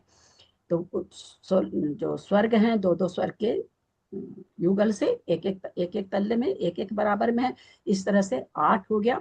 उसके ऊपर 9 में, इसीलिए नीचे क्या कहा जाता है, 3 ग्रेवक को अधोग्रेवक कहा जाता है, 9 ग्रेवक है, 3 को मध्य कहा जाता है, 3 को ऊर्ध्व ग्रेवक कहा जाता है। इनकी आयु, श्वास, श्वासोश्वास वगैरह सब अलग अलग है, समय सबका अलग अलग है, काल सबका अलग अलग है, 9 ग्रेवक का एक जैसा नहीं है। फिर उसके ऊपर 9 अनुदिश हम देख रहे हैं, छोटे छोटे बने हुए, ये एक ही लेयर में है, 4 दिशा में बने हुए हैं, 4 विदिशा में बने हुए और एक बीच में है, इस तरह से 9 अनुदिश है। 9 अनुदिश के बाद में अब यहाँ पर फिर आकाश आ जाता है। अंतराल कितना है, तो यहाँ कर सब जगह असंख्यात योजन का, एक स्वर्ग से लेकर के दूसरे स्वर्ग, दूसरा मतलब तीसरा चौथा स्वर्ग, पांचवा छठा स्वर्ग, एक स्वर्ग मतलब पहला स्वर्ग दूसरा स्वर्ग नहीं, एक स्वर्ग युगल से दूसरा स्वर्ग युगल के बीच में कितनी दूरी है, असंख्यात योजन है, क्योंकि 7 राजू मिले हुए हैं ना, ऊपर भी तो, नीचे भी 7 राजू थे, ऊपर भी 7 राजू मिले हुए हैं। असंख्यात योजन का बीच में खाली स्थान है, उसके ऊपर ये विमान बने हुए हैं। 13वां जब हम यहाँ पर करते हैं तो यहाँ पर मुझे शंका हुई कि 13वां नहीं, 5 अनुत्तर विमान जब करते, ये भी 4 दिशा में और एक बीच में ऐसे है, ये भी एक के ऊपर एक ऐसे नहीं है, एक ही लेयर में 3 पांचों है। तो ये 5 जब तृष्णाली के भीतर बने, तृष्णाली में चूंकि त्रस जीव है देव लोग, तो तृष्णाली में है 5 बने हुए। अब इसके ऊपर आप देख पा रहे होंगे क्या लिखा हुआ है कि 12 योजन का अंतराल, ये 12 योजन का क्या है, सर्वार्थ सिद्धि का क्या ध्वज दंड है ना, ध्वज दंड सर्वार्थ सिद्धि का ध्वज दंड कितना है, 12 योजन का है। नीचे आप सर्वत्र मतलब सभी स्वर्ग के अपने अपने ध्वज दंड है। इस ध्वज दंड के लिए क्या कहा जाता है, ध्वज दंड की कहाँ कहा जाता है, इसके क्या कहा जाता है कि मतलब जैसे मान लीजिए पहले स्वर्ग का ध्वज दंड है, तो इसके लिए क्या विशेषता आती है,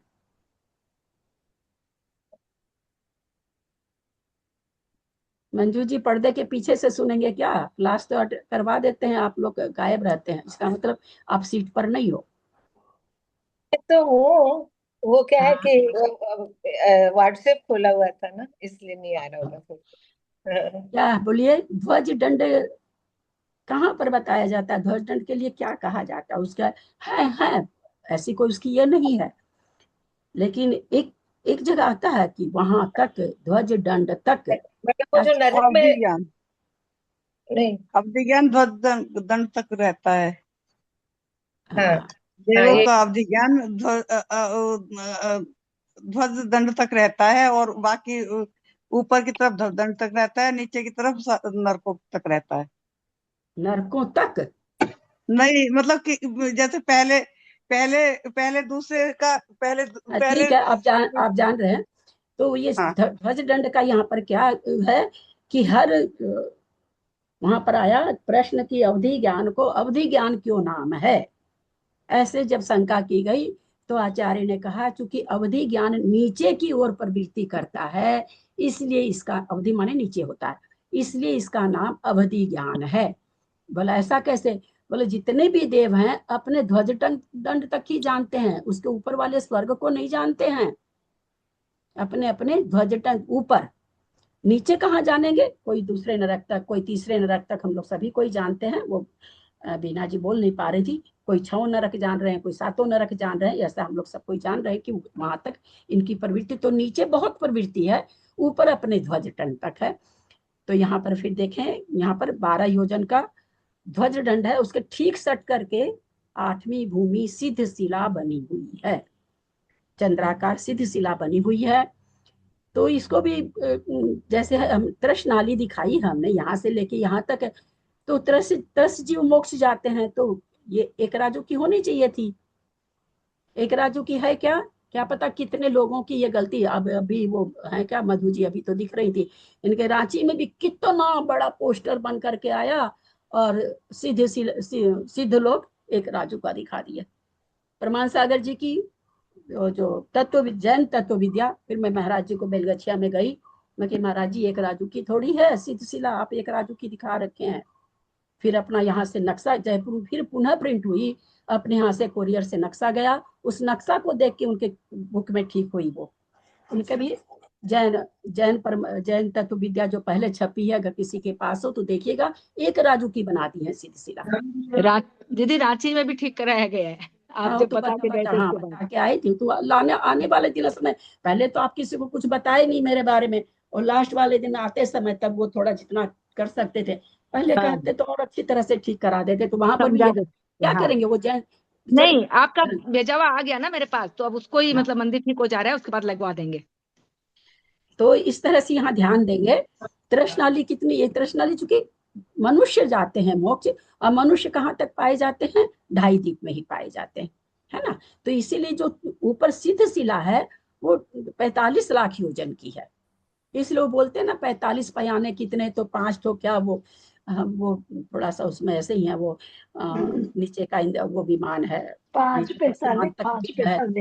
सीमंतक बिल है, नंदीश्वर द्वीप है, नंदीश्वर द्वीप 45 योजन की, एक तो 2.5 दीप है, एक इंद्रक विमान है और एक नरक है, नरक नहीं है, नरक नहीं, नरक का सीमंतक बिल है।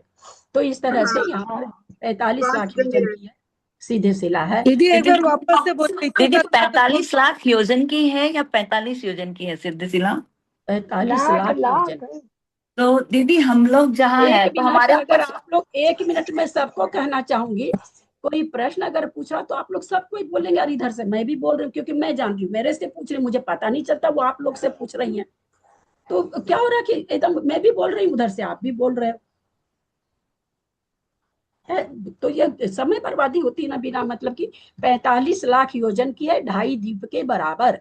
2.5 दीप कितना है, 45 लाख योजन है। किसी और दिन क्लास में समझाएंगे, ये भी लोगों को पकड़ में नहीं आता है कि 45 लाख योजन कैसे है। तो उतनी बड़ा वो सिद्ध शिला है। तो वहां पर आप देख रहे होंगे कोई सिद्ध परमेष्ठी नहीं दिखाया हुआ, सिद्ध शिला दिखाई है। ये है किसके ऊपर, तो आप देख रहे होंगे नीचे लिखा हुआ ईसद प्रागभार पृथ्वी। तो ये एक राजू की ईसद प्रागभार पृथ्वी है। एक राजू जो ऊपर घटते घटते घटते घटते लोक, ऊपर का लोक और नीचे क्या मध्य लोक एक बराबर है। एक राजू का मध्य लोक है, एक राजू का ऊपर है। ये एक राजू क्या, फिर एक राजू ईसद प्रागभार पृथ्वी है। उसके ऊपर आप देखिए लिखा हुआ है कि कितने योजन की यहाँ पर जो सिद्ध भूमि है, 8 योजन ऊंची, ऐसे करके खाली हमको एक ही तरह इसमें लिखा हुआ, पर बहुत बारीक है, मेरे को सूझ नहीं रहा है। तो ये जो यहाँ पर क्योंकि ये फिर वापस पृथ्वी आ गया। 8वीं पृथ्वी का नाम किसका नाम है, ईसद प्रागभार पृथ्वी का नाम 8वीं पृथ्वी है। सिद्ध शिला का नाम 8वीं पृथ्वी नहीं है, है ना। सिद्ध शिला तो 8वीं पृथ्वी के ऊपर, जैसे आपका बहुत बड़ा जमीन लिया हुआ है, उसमें एक बगीचा बना हुआ है, तो उस जमीन के बीच में बगीचा है, ऐसा थोड़ी है कि पूरी जमीन में बगीचा बना हो, आप मकान भी बना रखे हो, घर भी बना रखे हो। तो उसी तरह ईसद प्रागभार जो पृथ्वी है वो कितनी है, तो वो 1 योजन की है। और उस 1 योजन के बीचों बीच 45 लाख योजन का जो 2.5 दीप है, उतनी बड़ी सिद्ध शिला है। तो इस कारण से इस ईसद प्रागभार पृथ्वी को थामने के लिए 3 वात वाले चाहिए 20-20 हजार योजन के। और यहाँ जगह कितनी है? मात्र 12 योजन। जो ध्वज दंड वाली जगह वही तो खाली है। ध्वज दंड चलिए जो भी होगा, चौड़ा लंबा मैं नहीं जान रही हूँ, 12 योजन का तो सिर्फ जगह कितनी है उस पृथ्वी के नीचे? 12 योजन। तो इस कारण से जो बात वलय हैं, बात वलय के अंदर ही यहाँ पर अनुत्तर विमान आ जाएंगे। है बात वलय है अपनी जगह, अनुत्तर विमान रचना है, रचना बनी हुई है। तो आप देख पा रहे होंगे यहाँ पर लिखा हुआ है, यहाँ पर तीर दे करके 20-20 हजार योजन के ये तीनों बात वाले यहाँ पर बने हुए हैं। तो ये जो हमारा पूरा लोकाकाश है, सबसे आखिरी में 10 दिशाओं से किससे घिरा? 10, ये जो ऊपर वाली पृथ्वी और नीचे वाली पृथ्वी दोनों तरफ बात वलय है ना, तो 10 दिशाओं से घिरा हुआ, तो तनु बात वलय से घिरा हुआ है। बाकी 2 बात वलय उसके नीचे हैं। ऊपर से सबसे ऊपर का बात वलय कौन सा? तनु बात वलय। तो तनु बात वलय का मतलब हम ये नहीं समझें कि बाकी तो 20-20 हजार के हैं और वो 15 हजार का होगा, पतला होगा, नहीं, पतली वायु है वहां पर। जैसे जैसे अंदर के बात वलय है वो बहुत घनी घनी आयु है, घना घना वाष्प है। तनु बात वलय में पतली आया है, वहां पर पतला, जो भी वहां घनत्व वो थोड़ा पतला पाया जा रहा है, जिस चीज का भी घनत्व वहां पर, तो इसलिए उसको तनु बात वलय कहा गया।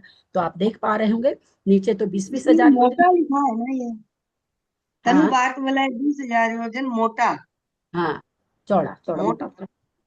हाँ से भाभी दीदी, ये जो इससे थोड़ा बार पृथ्वी जो आपने बताई है वो एक राजू की बताई है दीदी, नहीं है क्या? एक राजू चौड़ी, एक राजू चौड़ी, और वो उसकी मतलब चौड़ी है, मतलब एक राजू ऊपर आप से ऐसे समझो, बात वाला ऐसे है ना, तीनों बात वाले 20 ऐसे, ये चौड़ाई है 20-20 हजार। ये नहीं, ये तो जितना जहां जहां जितनी आकृति है उतना ही है ना। ऐसे 20-20 हजार योजन मोटे तीनों है। ये भी 20 हजार, ये भी 20 हजार, ये भी 20 हजार। तो ये मोटे हैं। जल पवन धार किसे कहते हैं? जल पवन धार, जैसे आपने बताया ना विमान जल पवन धार से क्या मतलब है? हाँ, बहुत अच्छा।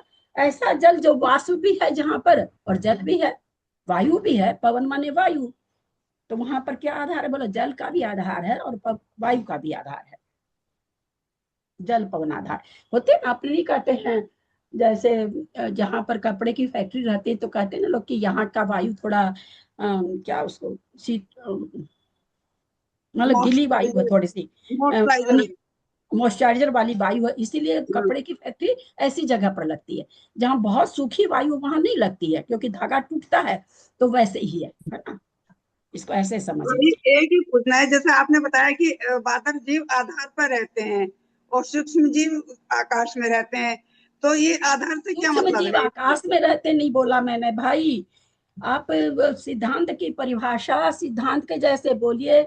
सूक्ष्म जीव को रहने के लिए किसी आधार की जरूरत नहीं है। बादर जीव जब भी रहेंगे किसी के आधार से रहेंगे। अगर आप ऐसे बोलेंगे, इसकी भाषा तो सबको ठीक लगेगी और समझ में भी आएगा। ऐसे हर बात फिर आपके हिसाब से तो यहाँ पर सूक्ष्म जीव नहीं है, ऐसे थोड़ी होता। सूक्ष्म जीव तो ठसाठस भरे हुए हैं ना, ठसाठस भरे हुए।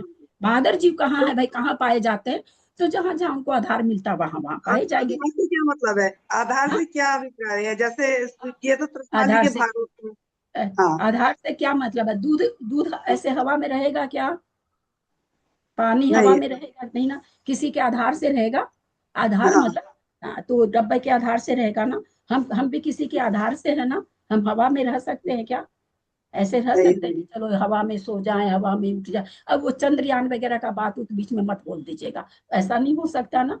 तो इसी तरह तो हम बादर है, हम भी किसी के आधार से है। ये मोबाइल है, बादर है, ये भी किसी के आधार से है। अब जो बादर जीव है वो क्या, इसके आधार से भी है, हमारे कपड़े के आधार से, मेरे शरीर के आधार, सबके आधार से। जहां भी आधार उनको मिलता वहां है बादर। बादर जल का एक जीव, वायु का एक जीव, सूक्ष्म जीव। ये तो सूक्ष्म जीव बादर निगोदिया इसके आधार से है, किसी न किसी वस्तु के आधार से है। दीदी पूछे हम थोड़ा, ये जो अनुत्तर विमान है पांचों, तो वो भी क्या एक के ऊपर एक है ना, कि ऐसी बने हुए सीधे? अरे अभी तो बताया यार, रचना नहीं है क्या आपके सामने? चित्र नहीं है क्या? पूछने के बाद सुना करो। तो नवग्रह देख रहे हो ना, एक के ऊपर एक दिखाया गया है। अनु दिखाया गया क्या, 5 अनुदिश दिखाया गया है क्या वैसे? और अभी कहीं ना मैं कि चारों दिशा में 4 अनुदिश, 4 भी दिशा में 1 बीच में। अभी 5 अनुत्तर के लिए भी मैं बार बार बोली हूँ कि चारों दिशा में 4 और 1 भी दिशा में, क्योंकि लोग ऐसे नहीं ना है, ये पृथ्वी तो 4, 1 राजू चौड़ी और 1 राजू लंबी, पूरी 1 राजू की है ना, चौकोर है ना, खाली ऐसे 1 राजू थोड़ी कि 1 राजू होके इतनी सी है, बस ऐसे यहाँ दिखाने के लिए इतने छोटे छोटे हैं तो बहुत बड़े बड़े ना 1 राजू। तो ये सब एक लेयर में दिशा पूछते थे, वो गलत निकल गई। दिशा पूछते कि चारों दिशाओं में 1 भी दिशा ऐसी होगा ना, ये पूछती थी। नहीं, बी दिशा नहीं, 1 भी दिशा में कैसे होगा? फिर तो चारों भी दिशा में चाहिए, फिर तो चारों भी दिशा में चाहिए ना, 1 बीच में है और चारों 4 दिशा में है। अच्छा, 1 बीच में, हाँ बस वही समझना। दीदी ये समझना, शीत शिला भी 45 लाख योजन की होती है और शीत क्षेत्र 45 लाख योजन का होता है। शीत क्षेत्र से क्या समझ? शीत शिला भी 45 लाख योजन की होती है और शीत क्षेत्र भी 45 लाख योजन का होता है। शीत क्षेत्र, सिद्ध क्षेत्र, सिद्ध लोग कहते हैं, वो भी 45 लाख योजन का होता है, बिल्कुल। शीत क्षेत्र किसको समझेंगे वैसे? जहाँ पर छोटी छोटी लिखा हुआ ना सिद्ध परमेष्ठी, वो क्षेत्र, वो क्षेत्र है शीत क्षेत्र में। अनुबात वाले 1575 योजन का है, उसमें से 525 योजन, चूंकि अभी हम लोग जान रहे हैं, हमारे बाहुबली जी थे तो ऊपर एकदम लास्ट में जाकर के, और बस सब सिद्ध इतने ऐसे ही बोला, ऐसे ही लटके, तो ऊपर सिर सबका एक समान है, जितने भी सिद्ध परमेष्ठी है ऊपर से सब एक बराबर है, क्योंकि जहां तक धर्म द्रव्य पाया जा रहा है वहां तक वो गए हैं, तो सिर सबका एक समान है। नीचे जो 7 हाथ के हैं वो 7 हाथ के हैं, जो 500 धनुष के हैं वो 500 धनुष के हैं, 525 धनुष के हैं वो 525 धनुष के हैं, तो उसको सिद्ध लोक कहा जाता है, इसको सिद्ध शिला कहा जाता है। तो आप लोग सब देख रहे होंगे 9 अनुदिश 5 अनुत्तर है ना, यहाँ लिखा हुआ भी है, 20-20 हजार योजन के 3 बात वाले हैं। और फिर उसके बाद क्या नाम है, सो ईसत प्रागभार पृथ्वी को आधार देने के लिए, और ईसत प्रागभार पृथ्वी के ऊपर यहाँ लिखा हुआ है, कितनी मोटी है, सब लिखा हुआ, 8 योजन शायद लिखा है क्या, 12 योजन का, 3.5 हाथ है, 8 योजन ऊंची, 8 योजन ऊंची यहाँ पर सिद्ध शिला है। और सिद्ध शिला के जस्ट ऊपर फिर 3 बात वाले हैं। ये तीनों बात वाले किसी को आधार तो दे नहीं रहे, इसलिए यहाँ पर ये पतले हैं, 4000, 2000 और 1575। चूंकि अगर आधार देते तो ये भी 20-20 हजार योजन रहते, चूंकि हम लोग साइड में भी देख रहे हैं ना, साइड वाले भी आधार नहीं दे रहे हैं, इसलिए कम ज्यादा हुए। जहाँ भूमि चौड़ी है वहां थोड़े ज्यादा मोटे हैं, जहाँ भूमि पतली है वहां ये बात वाले पतले हो गए। तो साइड वाले और ऊपर वाला बात वाले तो कम चौड़े हैं, और नीचे जो आधार दे रहे हैं 8 पृथ्वी को, वो सभी जगह 3-3 बात वाले 20-20 हजार योजन मोटे हैं। ऊपर में सबसे तनुवात वाले ये 1575 धनुष का है, और इसमें सिद्ध परमेष्ठी यहाँ पर जाकर के स्थिर हो जाते हैं। तो आज समझ आप लोग को आ गया होगा कि 8वीं पृथ्वी क्या है, सिद्ध शिला क्या है और सिद्ध लोक क्या है, इसका अंतर समझ में आया होगा। दीदी ये तो आ गया, लेकिन अभी भी है ना ये एक मिनट मेरे को पूरा कर लेने दीजिए। इसीलिए कहा जाता है कि 8वीं भूमि कौन सी है, क्या नाम है, सब हाँ सब कोई खोल के बोले एक साथ,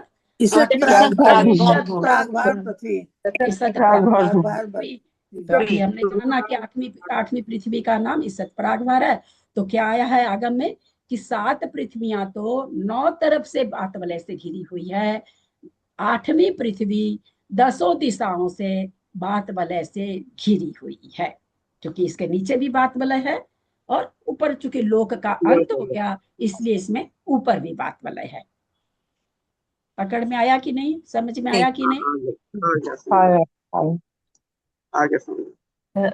दीदी ये सब समझ में आ गया। ये आपने ना इसका जो कैलकुलेशन किया है ना, ये जैसे कि ये मतलब सर्वार्थ सिद्धि को अंदर में डाला है कि इसमें है, तो इसका कैलकुलेशन किस तरह से किया? 12 योजन का जो उसका दंड बताया तो उसके अंदर किया क्या, ये समझ में नहीं आया। एक बार नहीं समझी आप क्या पूछना चाह रहे हैं?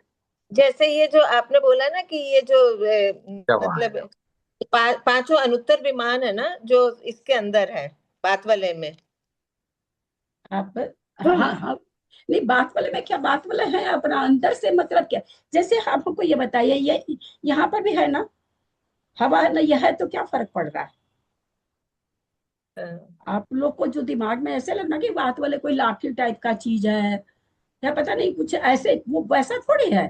ठीक यही चीज तो है, जैसे ये हमारा यहाँ पर आकाश है। अब यहाँ के मान लीजिए जैसे अभी हमने कहा जहाँ जहाँ कपड़े की फैक्ट्री, तो वहाँ इसी वातावरण में क्या है, हवा में पानी है ना, थोड़ी गीली हवा वहाँ की, और कहीं कहीं एकदम शुष्क है तो शुष्क है, तो वहां पर फैक्ट्री लगती जहाँ थोड़ा गीला वातावरण। बॉम्बे वगैरह में जो ये बड़ी बड़ी रायमंड्स वगैरह की पहले जो सूती है, आपको नाम नहीं अभी हमको याद आ रहा है, तो सब आप देखेंगे कि इचल करंजी वगैरह में सब जगह सूती फैक्ट्री, उधर एमपी बुरहानपुर वगैरह में खूब लगी हुई सूती कपड़े। क्या कारण वहां लगने की, तो वहां पर शीतोष्ण, अब याद आ, शीतोष्ण वायु है, उसमें शीतलता पाई जाती है, नमी पाई जाती है, तो वहां पर तो उसी तरह यहाँ बस उसी तरह से है ये बात वाले, नमी वाले बात वाले हैं, ज्यादा नमी वाले हैं, कम नमी वाले हैं, खूब घनत्व वाले हैं। जैसे एक डब्बा आपने एक टीना लिया और उसमें से बाहर से आपने कोई ऑक्सीजन, कार्बन डाइऑक्साइड, हाइड्रोजन कुछ भी आपने हवा भरी, आपने बहुत ज्यादा भरी पंप कर करके, खूब जैसे बैलून लेते हैं, बैलून को आप खूब फुला लेते हैं, खूब हवा दे देते हैं,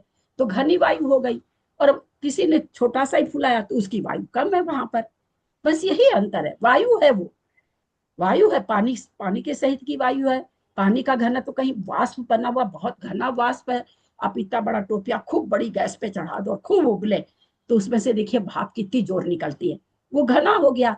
आप छोटी सी गैस पर इतना बड़ा टोपिया चढ़ा दिए, भाप तो उसमें भी बन रही है, लेकिन वो कैसी बन रही है, कम बन रही है, तो घना। बस यही अंतर है, यही चीज है, यही सेम इसी में है, वो इसी को बात वाले कह रहे हैं। लेकिन वहां बात वाले नाम क्यों, कि एक खास प्रकार की वहां पर आयु है, और जो एकदम ऐसे जैसे योजन वगैरह का नाप दिया हुआ, वहां ऐसा नहीं कि एक के बाद में दूसरे योजन, दूसरी वायु के लिए कोई दीवार बनी हुई है, ऐसा नहीं है। स्वतः ही अनादि निधन ऐसा अपने आप ही बना हुआ है। ऐसा नहीं होता कि यहाँ वाली ऐसे हो जाए, यहाँ वाली ऐसे हो जाए, नहीं, कभी नहीं होती। जिस दिन ये ऐसे ऐसे होगी ना, उस दिन लोक ही खत्म हो जाएगा, गिर जाएगा एकदम अपने नहीं दीदी, मैं आपको ये पूछ रही थी, जो आपने ये जो 12 योजन का अंतराल बताया है ना, उसको एक एक बात वाले से 5 योजन, 4 योजन, 3 योजन करके जो बताया है ना, वो कैसे कैलकुलेशन किया था? कौन सा? जैसे मतलब सर्वार्थ सिद्धि के बाद में 12 योजन का जो अंतराल है, आकाश है, हाँ वो शुद्ध आकाश है, 12 योजन का अंतराल है, और वहां पे 3 बात वाले है, मतलब 20-20 वहां पर हजार नहीं है 12 योजन में 3 बात वाले, 60,000 योजन के बात वाले वही मैं पूछ रही हूँ, कहाँ से शुरू किया ये बात वाले को, 12 योजन के एरिया से या 20 से? 60,000 योजन जहां आएंगे वहां से शुरू है। 60 उसमें हो सकता है नीचे के अनुत्तर भी आ जा रहे होंगे।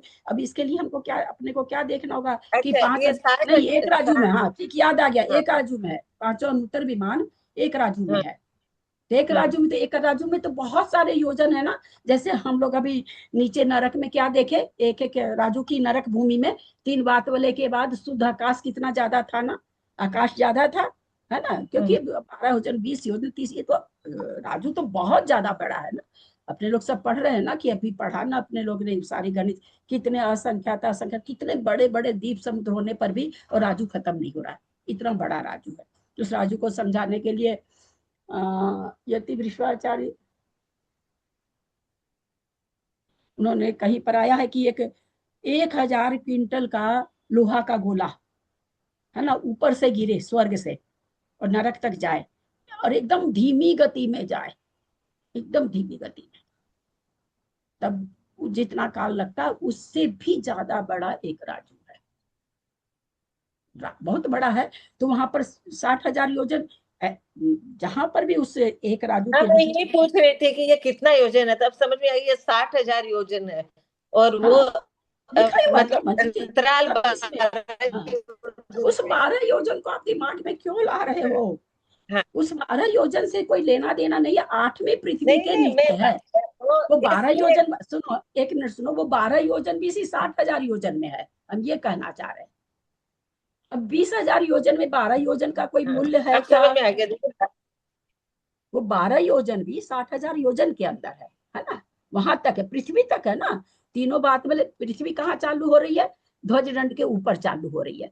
आधार किसके हैं, ये बात बोले पृथ्वी के हैं।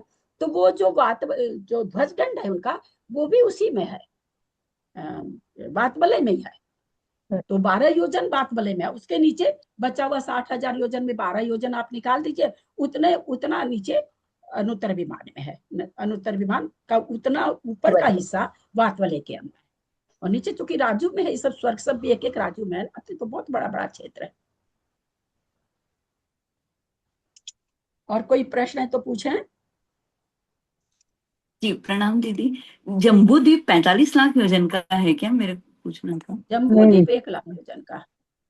तो जैसे सिद्ध शिला का हम देखें 45 लाख योजन की है, तो हम जहाँ हैं हर जगह पर सिद्ध परमेष्ठी है, सीधा अगर हम कल्पना करें तो। हाँ, हर जगह से सिद्ध बनते, 45 लाख योजन से सिद्ध बन जी। रहे, कहीं भी हो सकते हैं, अनंतानंत सिद्ध है। जी दीदी, जी प्रणाम। नहीं, इसमें क्या नहीं, आपको मैं मुझे नहीं लग रहा कि आप पूरा समझे हैं। मुझे मैं ऐसा समझना चाह रही थी, हम जहाँ पर है सिद्ध परमेष्ठी हर जगह से होते हैं, क्योंकि वो सीधे जाते हैं, तो यहाँ से भी सिद्ध हुए हैं और सीधे ऊपर भी हैं, मतलब ये जगह भी सिद्धों की, यहाँ से सिद्ध हुए हैं और ऊपर भी सिद्ध। पहले आप समझिए कि सिद्ध भी बनते, सिद्ध कौन बनता है? मनुष्य। मनुष्य कहाँ तक पाया जाता है? 2.5 द्वीप तक। ठीक है, ये चीज जान रहे हैं ना, धात्की खंड, पुष्कर द्वीप, जान रहे हैं कि नहीं आप? जी दीदी। अगर आप ये नहीं जान रही होंगी तो थोड़ा सा आपको दिक्कत हो। 1 लाख योजन का जम्बू द्वीप है, 2 लाख 2 दिन से मेरी बेटी समय मांग रही है फोन करने के लिए फिर आया भी करूं, 1 मिनट उसको जवाब दे दे, परेशान होगी।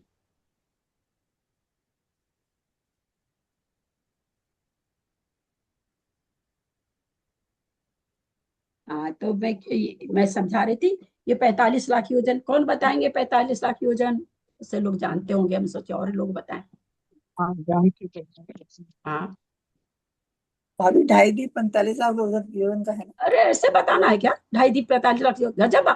गजब करते हो आप, सामने वाला कुछ नहीं जान रहा है, उसको आप ऐसे बताओगे 2.5 द्वीप 45? तो मैं क्लास शुरू हुई तब से बोल रही। 1 लाख योजन का जम्बू द्वीप है, 2 लाख योजन का लवण समुद्र है, 4 लाख योजन का धात्की खंड है, 8 लाख योजन का करौदती समुद्र है, ऐसे बताना। और जी 16 लाख का पुष्कर द्वीप है, और जैसे जितना यहाँ पे है पुष्कर द्वीप का हम आधा लेंगे, आधे में मनुष्य नहीं जा सकते, तो जैसे ऐसे लिया ऐसे ही उधर से लेना पड़ेगा हमें।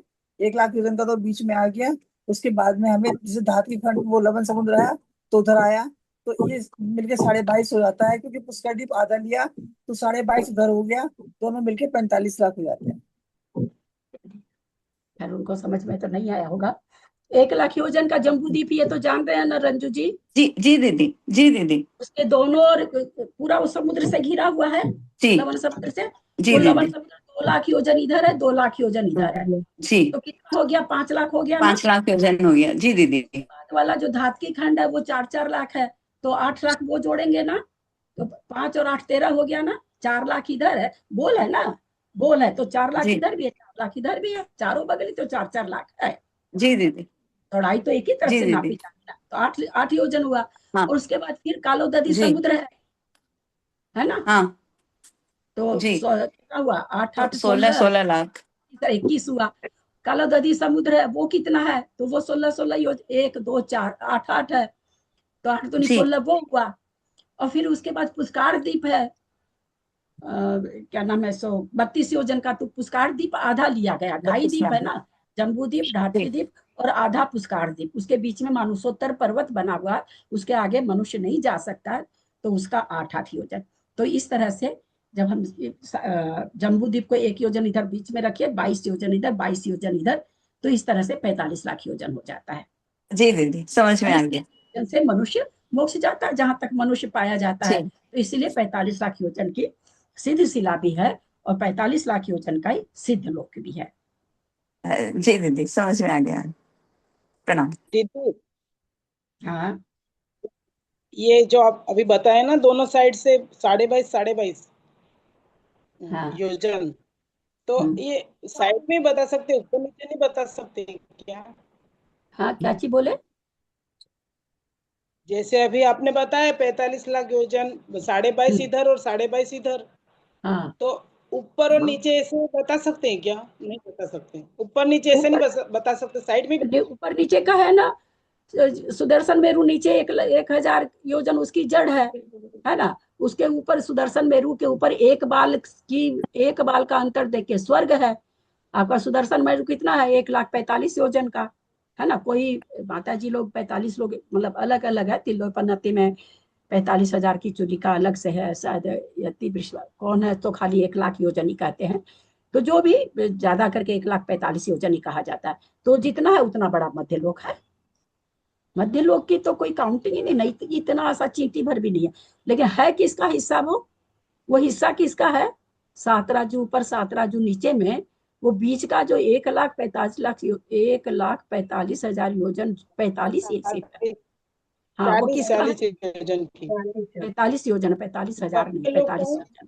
1,40,000 45 वो किसका है? वो हैंड रेज करेंगे तो वो हिस्सा एक कोई झट से नहीं बोलेंगे। इतना पढ़ा रखे हैं सबसे, देखो तो सही।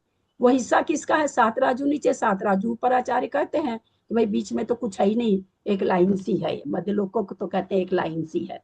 तो वो लाइन भी जो 1,45,000 योजन का अथवा जो भी खाली 1,00,000 भी है, तो वो किसका हिस्सा है? नीचे के 7 राज्यों में से कम हुआ कि ऊपर के 7 राज्यों में से कम हुआ है? ऊपर के 7 राज्यों में से कम हुआ है। अभी मैंने कहा ना बीना जी, मंजू जी बोल रही थी, अब भी उनको मैंने टोका।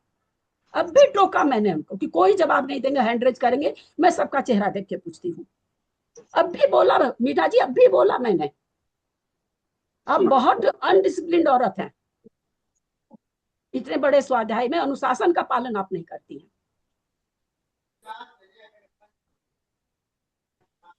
अभी मंजू जी बोल रही थी, उनको मैंने टोका, तुरंत उनकी आवाज को मैंने दबाया।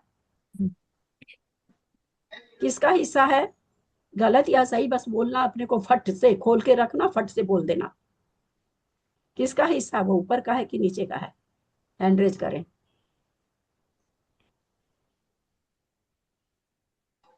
चलिए सुमन पाटनी। नीचे का। नीचे का है। रंजू जी बोलिए। प्रणाम दीदी, ऊपर का है। ऊपर का है। और कोई? चलिए उषा जी बेंगलोर बोलिए। ऊपर का है। ऊपर का है। मंजू जी जयपुर। नीचे का। नीचे का। और कोई बोलना चाह रहे हैं? नहीं, मालूम ही नहीं। हाँ हाँ अनीता बोलो।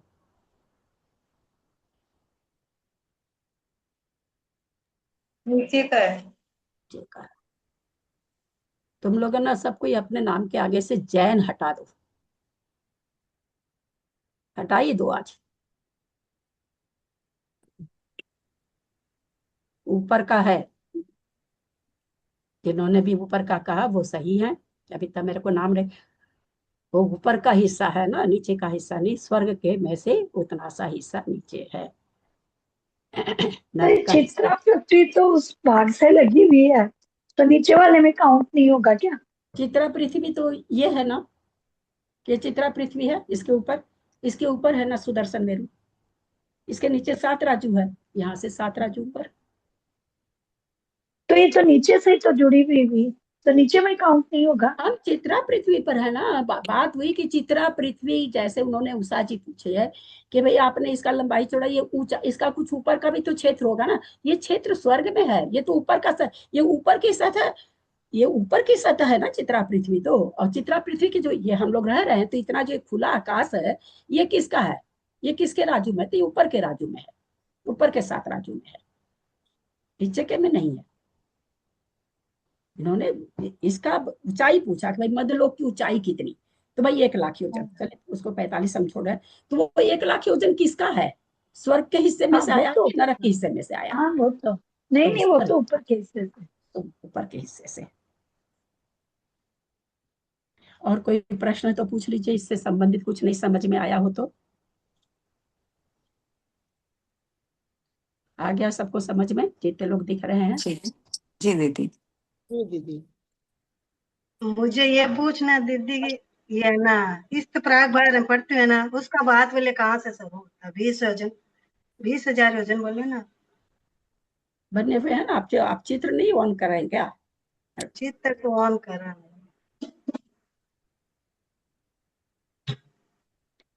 देखिए बने हुए हैं ना। अनुत्तर विमान से शुरू हो जाएगा क्या? हाँ अनुत्तर विमान से शुरू हो जाएगा क्या? मेरी बहना, अभी मैंने कहा ये प्रश्न अभी शायद मंजू जी की थी कि कौन किया था, शायद मंजू पाटनी जी की थी शायद। एक एक राजू में है ना एक एक स्वर्ग। नहीं, वो बात बोले का पूछूं कहाँ से हाँ शुरू तो वही उसी का उत्तर दे रहे हैं आपको हम। तो एक एक राजू में तीनों अनुत्तर विमान बने हुए हैं। एक राजू जगह वो ले रखा है जो भी ऊपर नीचे करके, ऊपर मात्र 12 योजन है, उसके बाद 8वीं पृथ्वी है। तो नेचुरली वो एक राजू तो बहुत बड़ा होता है ना, थोड़े से हिस्से के बीच में से है वो बस। जैसे आप दूसरी तल्ला का मंजिल बनाएंगे तो एक तल्ले के बाद ही तो बनाएंगे दूसरा तल्ला। कोई पूछे आपका दूसरा तल्ला कहाँ है, तो भाई 9 फुट का, अगर 9 फीट की ऊंचाई अगर नीचे की है तो आप क्या कहेंगे, जमीन से 9 फीट के ऊपर से ऊपर है। दूसरा तल्ला कहाँ है, तो जमीन से 9 फीट के ऊपर है आप कहेंगे। तो उसी तरह से बात बोले तो 60,000 योजन है ना।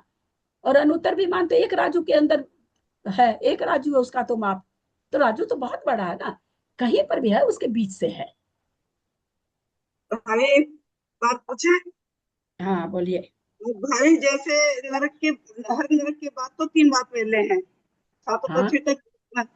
हर नरक के बाद तो 3 बात वेले हैं, हर एक नरक के बाद तो तीन तीन बात वेले हैं।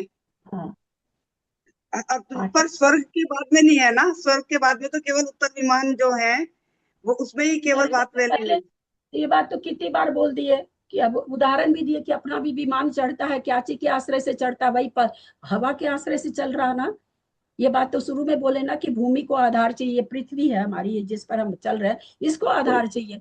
ये नीचे से ठोस है, वो विमान जो ऊपर चल रहा है थोड़ी ना ये विमान हम नहीं जानते, पर वो विमान तो दिख रहा है ना, हवा में चल रहा है ना। तो हमने कहा ना कि ये विमान है, इनको किसी चीज ऐसे मतलब ऐसा धरातल नहीं चाहिए, ठोस धरातल नहीं चाहिए। वायु और जलाधार वगैरह है जो है, वात वलय यहाँ पर नहीं है। वात वलय 8 पृथ्वी को थामने के लिए वात वलय चाहिए, इसलिए 8 पृथ्वी के नीचे है। और ऊपर क्यों है, क्योंकि आप लोग देखे होंगे, जरूर पिक्चर में देखे होंगे, ऐसे नहीं देखे होंगे तो वो जहाज नाव वगैरह चलती है, थोड़ी नाव मतलब छोटी वाली, बड़ी बड़ी नाव चलती तो आप लोग देखे होंगे ना, वो डंडा लगा करके ऐसे कपड़ा लगाया रहता है जिससे वो थमी रहती नाव, है ना।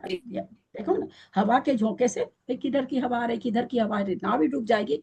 उसका एक खास नाम है, मुझे याद नहीं आ रहा। ऐसे करके आप देखोगे बड़ा सा कपड़ा तना रहता है। तो उसी तरह से इस लोग को थामने के लिए 10 दिशाओं मतलब बाहर से 10 दिशाओं से घेरा हुआ है ना। चारों भी दिशा से, चारों दिशा से नीचे भी बात मलय है, और 8वीं पृथ्वी के ऊपर भी बात मलय है। 8वीं पृथ्वी के नीचे भी बात मलय है, 8वीं पृथ्वी के ऊपर भी बात मलय है। जबकि 7 पृथ्वी में ऊपर बात मलय नहीं है, केवल नीचे है। 7 जो नरक वाली पृथ्वी है उसमें ऊपर आकाश है। जी भाई सुनाई नहीं दिया, यहाँ मेरे को समझ नहीं आया था। और कोई प्रश्न है किसी का?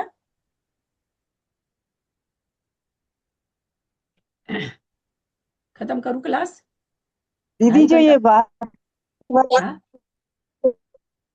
बने हुए हैं, दीदी जो ये बात वाले बने हाँ? हुए हैं, ये कि हाँ? जो ये बात वाले हैं जो इतने मोटे मोटे, तो ये सिर्फ पानी हवा ऐसे ही है या किसी चीज में, जैसे हम कोई चीज रखें तो पाइप में भर के वो करेंगे, मतलब इस तरह से मेरा कहने का मतलब ये था, समझने का वो ये कि वहां भाई किसी ये चीज में। किसी हाँ, चीज की। और वही तो कह रहे हैं ना, अभी तो मैंने बताया कि वात वाले जरा सा ऐसे ऐसे भी नहीं होते हैं। जैसे आप उससे क्या नाम है सो किसी चीज में मान लो किसी पाइपलाइन में अगर आप कोई चीज डाल रहे हो तो पाइपलाइन के भीतर ही भीतर तो रहती है, तो ये स्वतः ही इनकी लाइन बनी हुई है, ये थोड़ी सी इधर उधर नहीं होती है। यह कृत्रिम रचना ही ऐसी है, नादी निधन रचना ही। ऐसा तो यहाँ बहन बोले ना कि इसके ऐसा मत सोच लीजिएगा कि लाइन लाइन बनी हुई है तो कोई पाइप बनी हुई है उसमें से बात वाले जा रहे हैं, ऐसा नहीं है। ये सब हवा घनी हवा है ना, घनी हवा होने से, और ये घनत्व तो होने से ये इधर उधर नहीं होती, बस लाइन से ऐसे बहती रहती है, अपने आप ही ये चलती रहती है, बस अपने आप ही ऐसे बने घूमती रहती है ना। चूंकि गोल है पूरा मतलब एंड वैसा नहीं है ना, कहीं से कटी हुई नहीं है, तो बस ऐसे घूमती रहती है। अंदर अंदर वो हवा है, पवन, बाष्प है, जो भी चीज है वो वो ऐसे घूमती, मतलब स्थिर नहीं है, स्थिर नहीं है, वो घूमती रहती है हाँ घूमेगी तो सही। स्थिर तो अपने हाथ सिद्ध परमेष्टि को हवा। नहीं कहा जा रहा है, वहां भी अगुरु लघु गुण के कारण में पर्याय चेंज हो रही है। स्थिर तो हो ही नहीं सकता, फिर तो कुटस्थ हो जाएगा। खत्म करूं क्लास? मैं तो सोची आधी घंटा की क्लास होगी। कोई चीज भी पूछना हो तो पूछ लीजिए। कहा कविता जी हमारी निकल गई क्या? कविता जी आपके प्रश्न का उत्तर हुआ कि नहीं? देखिए नहीं रही।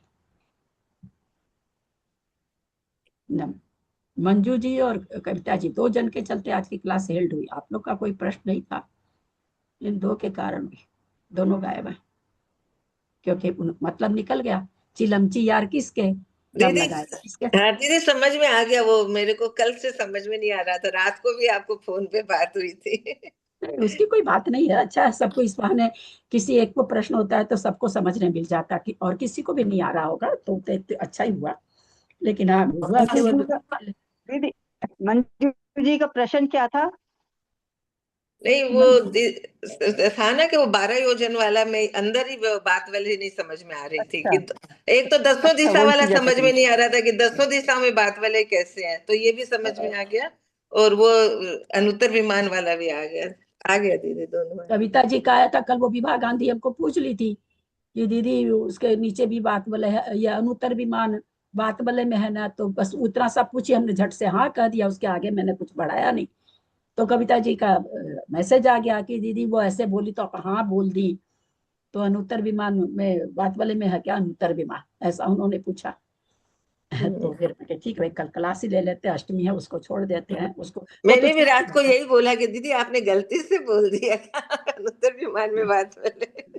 उनका भी वही चीज आया था, तो मैंने बस वो बोले हम हाँ बोल के आगे पढ़ाने लगे, उस चीज को हम हाईलाइट तो करे नहीं, लेकिन ध्यान चला गया जिनका चला गया। तो कविता जी बोली कि भाई गलती से आपके मुंह से निकल गया कि सही है क्या है, कि नहीं इतनी बेवकूफी तो नहीं होती है कि कोई सिद्धांत जल्दी से तो गलती से नहीं बोलते हैं। चलिए सबको समझ में आ गया होगा कि 8 पृथ्वी कैसे है, और सिद्ध शिला सिद्ध भूमि नहीं है, सिद्ध शिला सिद्ध भूमि नहीं है, ये हम लोगों को जान के रखना है। सिद्ध शिला एक जो अकृत्रिम है, बिल्कुल सिद्ध शिला तो ऐसे गोल है ना चांद की तरह, और सिद्ध भूमि को भी ऐसे ऊपर से ऐसे बताते, पर यहाँ पे तो आपने बोला सीधी है। नहीं तो वहां जगह कहाँ से लाऊंगी इतना, वहां पर भी वैसे वो ऊपर ऐसे इसलिए नहीं है, ऊपर तो हो ही नहीं सकते ना ऐसे, ऊपर ऐसे कैसे हो सकते, सिर सबके ऊपर है ना, तो नीचे ऐसे होंगे। जहां वो ऊपर ऊपर तो सबके समान सिर रहेंगे, और नीचे जैसे जैसे हाइट के, तो वो कोई ऐसे आपके लिए एकदम लाइन से ऐसे लाइन थोड़ी बन जाएगी। कोई मान लीजिए यहाँ से 500 धुन उसके भगवान कोई सिद्ध हुआ तो यहाँ हुआ, और इसी के बगल में जस्ट 7 हाथ का हो गया तो वो यहाँ आ गया, तो हम नीचे भी नहीं दिखा सकते ना ऐसे गोलाई, वहां तो दिखाई नहीं सकते ना। ऐसा नियम थोड़ी है गोलाई की तरह ही वहां पर सिद्ध होंगे, ऐसा थोड़ी है। ऊपर सबका सिर समान है तो ऊपर कुछ दिखा नहीं सकते, सबका सिर एक समान है। समझ में आ रहा है? जी दीदी ये अभी समझ में आया पहली बार कि सिद्धिशिला मतलब वो केवल आकार है। हाँ आकार है। ये मैं जो बार बार बोल रही हूँ सिर ऊपर समान है, ये समझ में आ रहा है कि नहीं? जी हाँ बिल्कुल समझ में आ रहा है। हैंड रेज करें, सबको समझ में आया क्या? कम से कम यार गर्दन हिलाओ, मुंह हिलाओ, चेहरा हिलाओ, कुछ तो हिलाया करो। क्या पूछे दीदी? तो इतने आप लोग स्टिफ होके बैठना, आप लोग थोड़े दिन पंकज भैया की क्लास ज्वाइन दीदी करिए जो तो पद्मासन से गए हैं, वो नाम नहीं बोलने देते हैं, बोलो समझ गए, यही बोलते हैं बोलो समझ गए।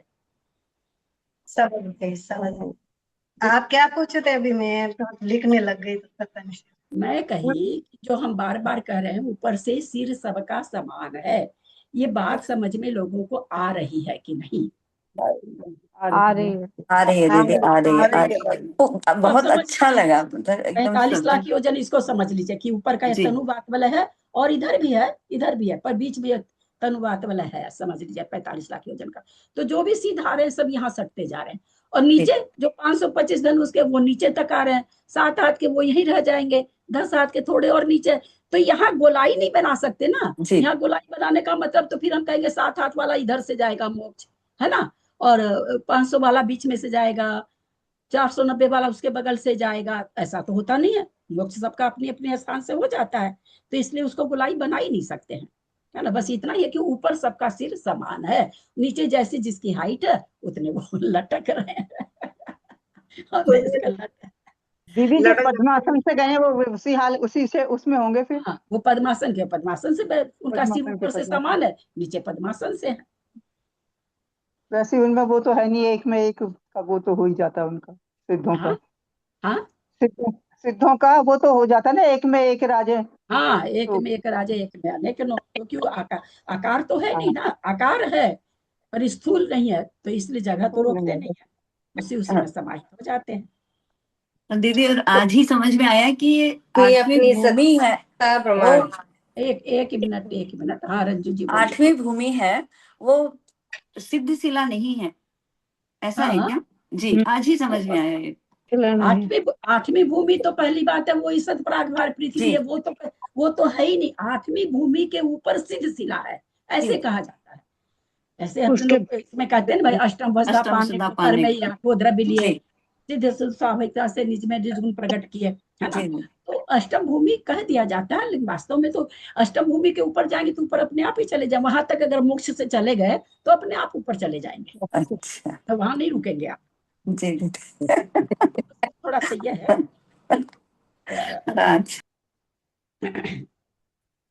तो इसलिए अष्टम भूमि एक राजू की, सीधी शिला 45 लाख योजन की, सिद्ध लोक 45 लाख योजन का, ठीक है। अष्टम भूमि एक राजू की,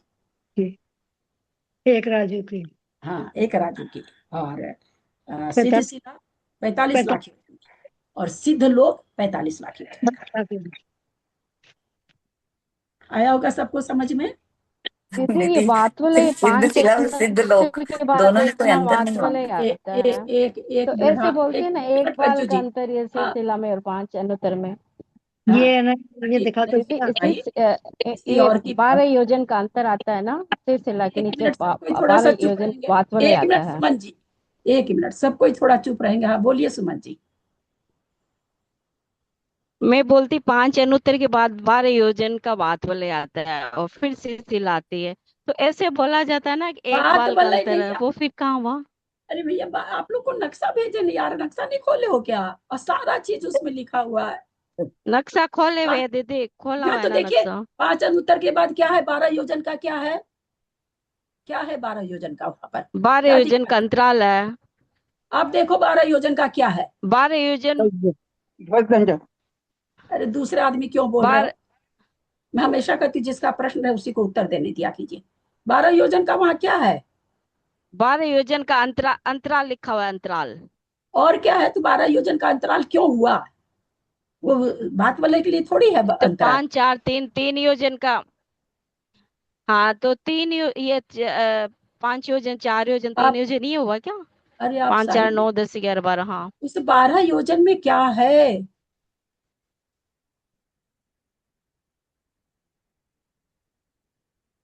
बारह योजन में तो दीदी में तो बात वाले ही है ना, बात वाले 3 बात वाले उसके नीचे है जी।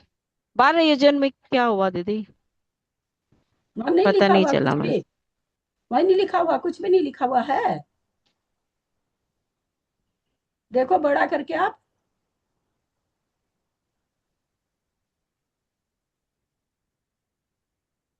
बारह योजन का अंतराल लिखा हुआ है, वो बूंदी बूंद जो डॉट डॉट है वो अंतराल लिखा हुआ है, और बाकी तो 3 योजन 4 योजन 5 योजन इधर साइड में ही है, जो ये बात वाले हैं, साइड के बात वाले हैं। खैर देख ले दीजिए, हो सकता नहीं लिखा हुआ हो। 12 योजन का बड़ा करती,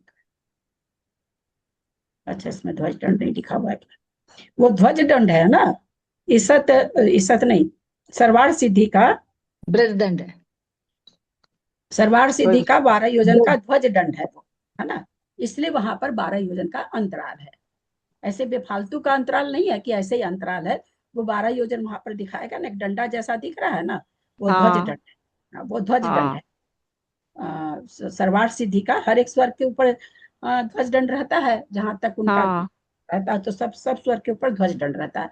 तो यहाँ ईसत जो सर्वार्थ सिद्धि का ध्वज दंड कितना कितना बड़ा है, 12 योजन का है। ये 12 योजन का अंतराल यहाँ पर उसके उस ध्वज दंड के जस्ट ऊपर 8वीं पृथ्वी है, ईसत हाँ प्राग। फिर बराबर।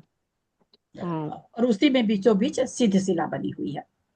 उस हम्म सिद्ध शिला जहाँ खत्म 8 योजन की है, वो लिखा हुआ वहां पर 8 योजन। इस 8 योजन के जस्ट 3 बात बने हैं। मतलब वो ध्वज दंड जहाँ खत्म होता है वहीं से सिलसिला स्टार्ट हो गई, तब वो एक बाल का अंतराल हो गया। ईसत प्रागभार पृथ्वी स्टार्ट हो गई है। इस भाई कौन खोल रखे तो हैं? इससे कितने लोगों के पृथ्वी हाथ पे में तो है? सिद्ध शिला है ना। मधु जी ऑफ कीजिए आप। पाऊंगी भाई, मेरा तो गला एकदम खत्म हो गया। 5-7 लोग खोल रखे हैं, सबके घर से आवाज। से ज्यादा हो गया। इस ध्वज दंड के ऊपर क्या नाम है, सो 8वीं पृथ्वी है, जिसका नाम ईसत भार पृथ्वी है। उसके बीचों बीच सिद्ध शिला है 45 लाख योजन की, ऐसे कहा जाता है। हाँ और ऐसे कोई पूछे कि भाई सिद्ध शिला कहाँ है, तो फिर वही बोलेंगे कि ध्वज दंड के ऊपर है। कोई सिद्ध शिला ही पूछे कहाँ है, तो वही ध्वज दंड के ऊपर है। 8वीं पृथ्वी कहाँ है, तो वो भी ध्वज दंड के ऊपर है। कोई से नहीं पता चलता, सीधा खींच जाएगा तो दिक्कत हो जाएगा। वो तो माथा दर्द का है मधु जी। माथा दर्द का है। ठीक है दीदी, समझ में आ गया अभी मेरे को। वो ध्वज दंड के हिसाब से उसको बोला जाता था वहाँ एक ध्वज बाल दंड नहीं नीचे। लिखा हुआ नहीं, मैं सोची लिखा हुआ है। नहीं लिखा हुआ है। हाँ नहीं लिखा हुआ। 12 योजन का अंतराल खाली लिखा हुआ है। ऐसे करता है। अरे ये चीज तो मैं बताई नहीं, तरसनाली लोकलानी कहाँ बताई, बहुत लेट हो गया, 2:30 बज गई। चलिए। कृष्णाली तो टोटल 14 राजू की है ना। हाँ तरसनाली नहीं, 13 राजू। तरसनाली लोक नाड़ी 14 राजू की है। ललिता लोकनाली 14 राजू की, कृष्णाली 13 राजू से कुछ कम बताई थी आपने कल। राजू में कुछ कम। ललिता एक मैं पूछती हूँ हाँ बोल। कि सिद्ध शिला ध्वज के ऊपर है क्या? कैसे क्या है? अष्टभुजाएं अलग अलग है? नहीं अलग अलग भाई, ध्वज दंड यहाँ तक मान लो ये ध्वज दंड है ना, यहाँ पर। यहाँ से वो 8वीं पृथ्वी चालू हो गई, वो एक योजन की, 1 राजू की है। और नहीं सॉरी, हाँ 1 ही राजू, तो 1 राजू की है उसके। अब यहाँ इसके बीचों बीच सीधी शिला बनी हुई है बस, तो उसी के ऊपर है ना। जहाँ जहाँ खत्म हो गया ध्वज दंड, जहाँ खत्म हो गया वहां से 8वीं पृथ्वी चालू हो गई। वो 8वीं पृथ्वी 1 राजू की है, उस 1 राजू के बीचों बीच सीधी शिला बनी हुई है 45 लाख योजन की। और अष्टभुजा मतलब अष्टभुजा के ऊपर है 8वीं पृथ्वी है वो तो। अष्टम भुजा उसी को कहा जाता है, ईसत प्रागभार पृथ्वी वही है अष्टम भुजा। एक ही चीज है तीनों। हाँ तीनों एक ही चीज है। ईसत तीनों मतलब ईसत अष्टभुजा और सिद्ध शिला तीनों एक चीज थोड़ी है, अलग अलग है। अलग। अरे भैया मेरी बहन बंद कर लो, सुमति जी, मंजू पाटनी जी, बाप रे नाम लेके बोलना पड़ा, निशा जी। इतने आप लोग इग्नोर क्यों करते हो यार? खुद ही बात का बंद कर रहे हो। जिस समय मैं आपको पढ़ा रही हूँ उस समय मैं आपकी शिक्षक हूँ। सब आप लोग को लगता नहीं तो कोई काम की नहीं है, लेकिन जितनी देर पढ़ा रही हूँ उतनी देर में शिक्षक हूँ आपकी। इतना इग्नोर आप लोग करते हो, इतना इग्नोर करते हो ना कि मेरे को बोलना पड़ जाता है। कोई पूछ रहा है, खोल खोल के सब कोई बैठे हैं, बात कर रहे हैं। हाँ बोलो सरोज। सिद्ध शिला अष्टभुजा। अष्टम वसुधा तो वो हुई जो एक राजू की है ना। ईसद प्रागभार पृथ्वी जिसका नाम है, अष्टम वसुधा उसको कहते हैं। 8वीं पृथ्वी वो है। उसी 8वीं पृथ्वी को थामने के लिए बात वाले हैं, सिद्ध शिला को थामने के लिए बात वाले नहीं है। 8वीं पृथ्वी को थामने के लिए है। बात वाले है। हाँ बात वाले। उस 8वीं पृथ्वी के ऊपर बीचों बीच सिद्ध शिला है 45 लाख योजन, उसके बीचों बीच। 1 राजू तो बहुत बड़ा है ना, बहुत बड़ा है 1 राजू। वही तो 45 लाख योजन की इतनी सी है, समझ लो।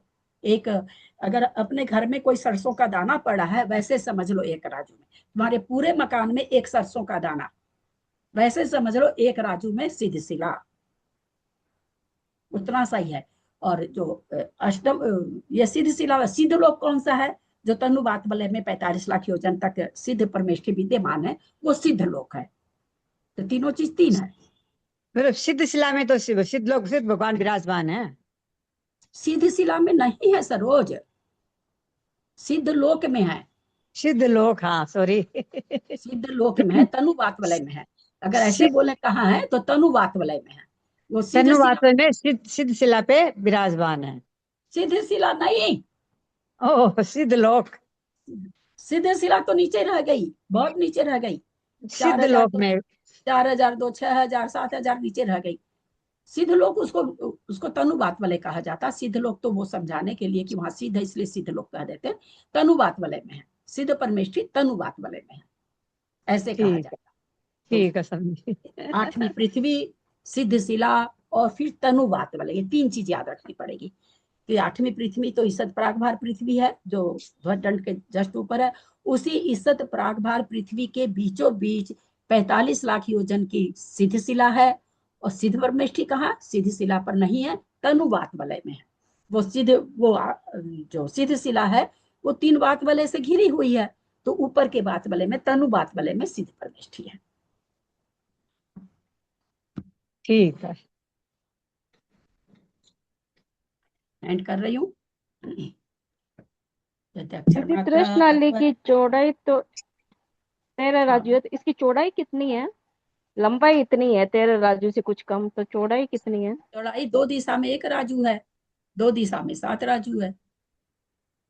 अभी बताया ना मैंने कि सामने से 1 राजू पर अंदर गहरा 7 ही राजू है, सर्वत्र 7 राजू है। तब एक अपना मध्य लोक 1-1 राजू का है। तो अभी इसलिए तो समझाया मैंने कि वो बीचों चौड़ाई बीच 7 राजू, 3 राजू इधर, 3 राजू इधर, बीच में 1 राजू है। ऐसे समझने से, सामने देखने से लगता सामने है और पीछे सारा चीज है, ऐसा नहीं है, बीचों बीच है। जैसे मंदिर बना रहता है, चाहे मंदिर इतना बड़ा मंदिर बना, उसके बीचों बीच एक पोल बना देते हैं ना, थामने के लिए, छत थामने के लिए। तो वो बीचों बीच जो पोल बना, तो मंदिर का इधर भी हिस्सा है, इधर भी हिस्सा है ना, पोल तो बीच में है ना। हाँ, तो उसी तरह से ये जो तृष्णाली है, जो लोक है अपना, तृष्णाली नहीं, पूरा लोक, पूरा लोक लोकाकाश के बीचों बीच बना हुआ है।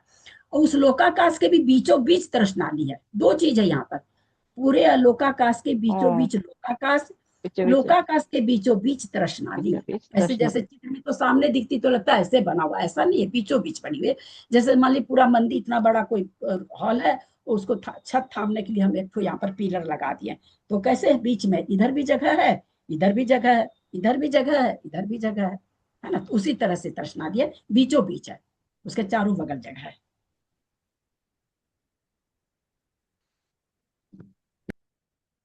यदक्षमात्रा पदवाक्यहीनं मया प्रमादादिकिञ्चनोक्तं तन्मे क्षमित्वा विदधातु देवी सरस्वती केवलबोधलब्धिं।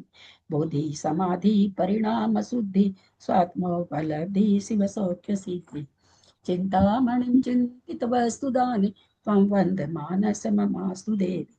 जावाणी के ज्ञान ते सुजे लोकालोक शोभानी मस्तक चढ़ो सदा दे तुम दो। हे जिनवानी भारती तो ही जपू दिन रहे, जो तेरा शरणा गहे सो पावे सुख चैन। देव भजू अरहंत को गुरु से हो निर्ग्रंथ, दया धर्म पालू सदा यही मोक्ष पापन। तो आप समझ जिनवानी माता की जय। 10 नक्शे हैं, बहुत लोग कह रहे थे नक्शा समझाने, ये अच्छा रहेगा बेस समझाने के लिए। तो अपने अष्टमी 14 को कोशिश करेंगे कि हम लोग आपको पूरा मध्य लोक की रचना समझा दें, कोशिश अच्छा रहेगी। दीदी, बहुत बढ़िया, बहुत अच्छा, बहुत बढ़िया, तो मजा आ जाएगा। दीदी वो आपने बोला था ना नक्शे का पूछना, तो मैंने पूछा, तो वो बोले सारे नक्शे आए हुए हैं, मंदिर में 2 ही लगाए हैं, बाकी सारे पड़े हैं, ऐसे बोला। बोले ना कि कहीं भी सारे ही जाते हैं, 2 भेजने हाँ, से फिर सेट खराब हो जाती है ना। मैंने पूछा उनको, बोला सब आए थे साथ। 9 बार नमोकार।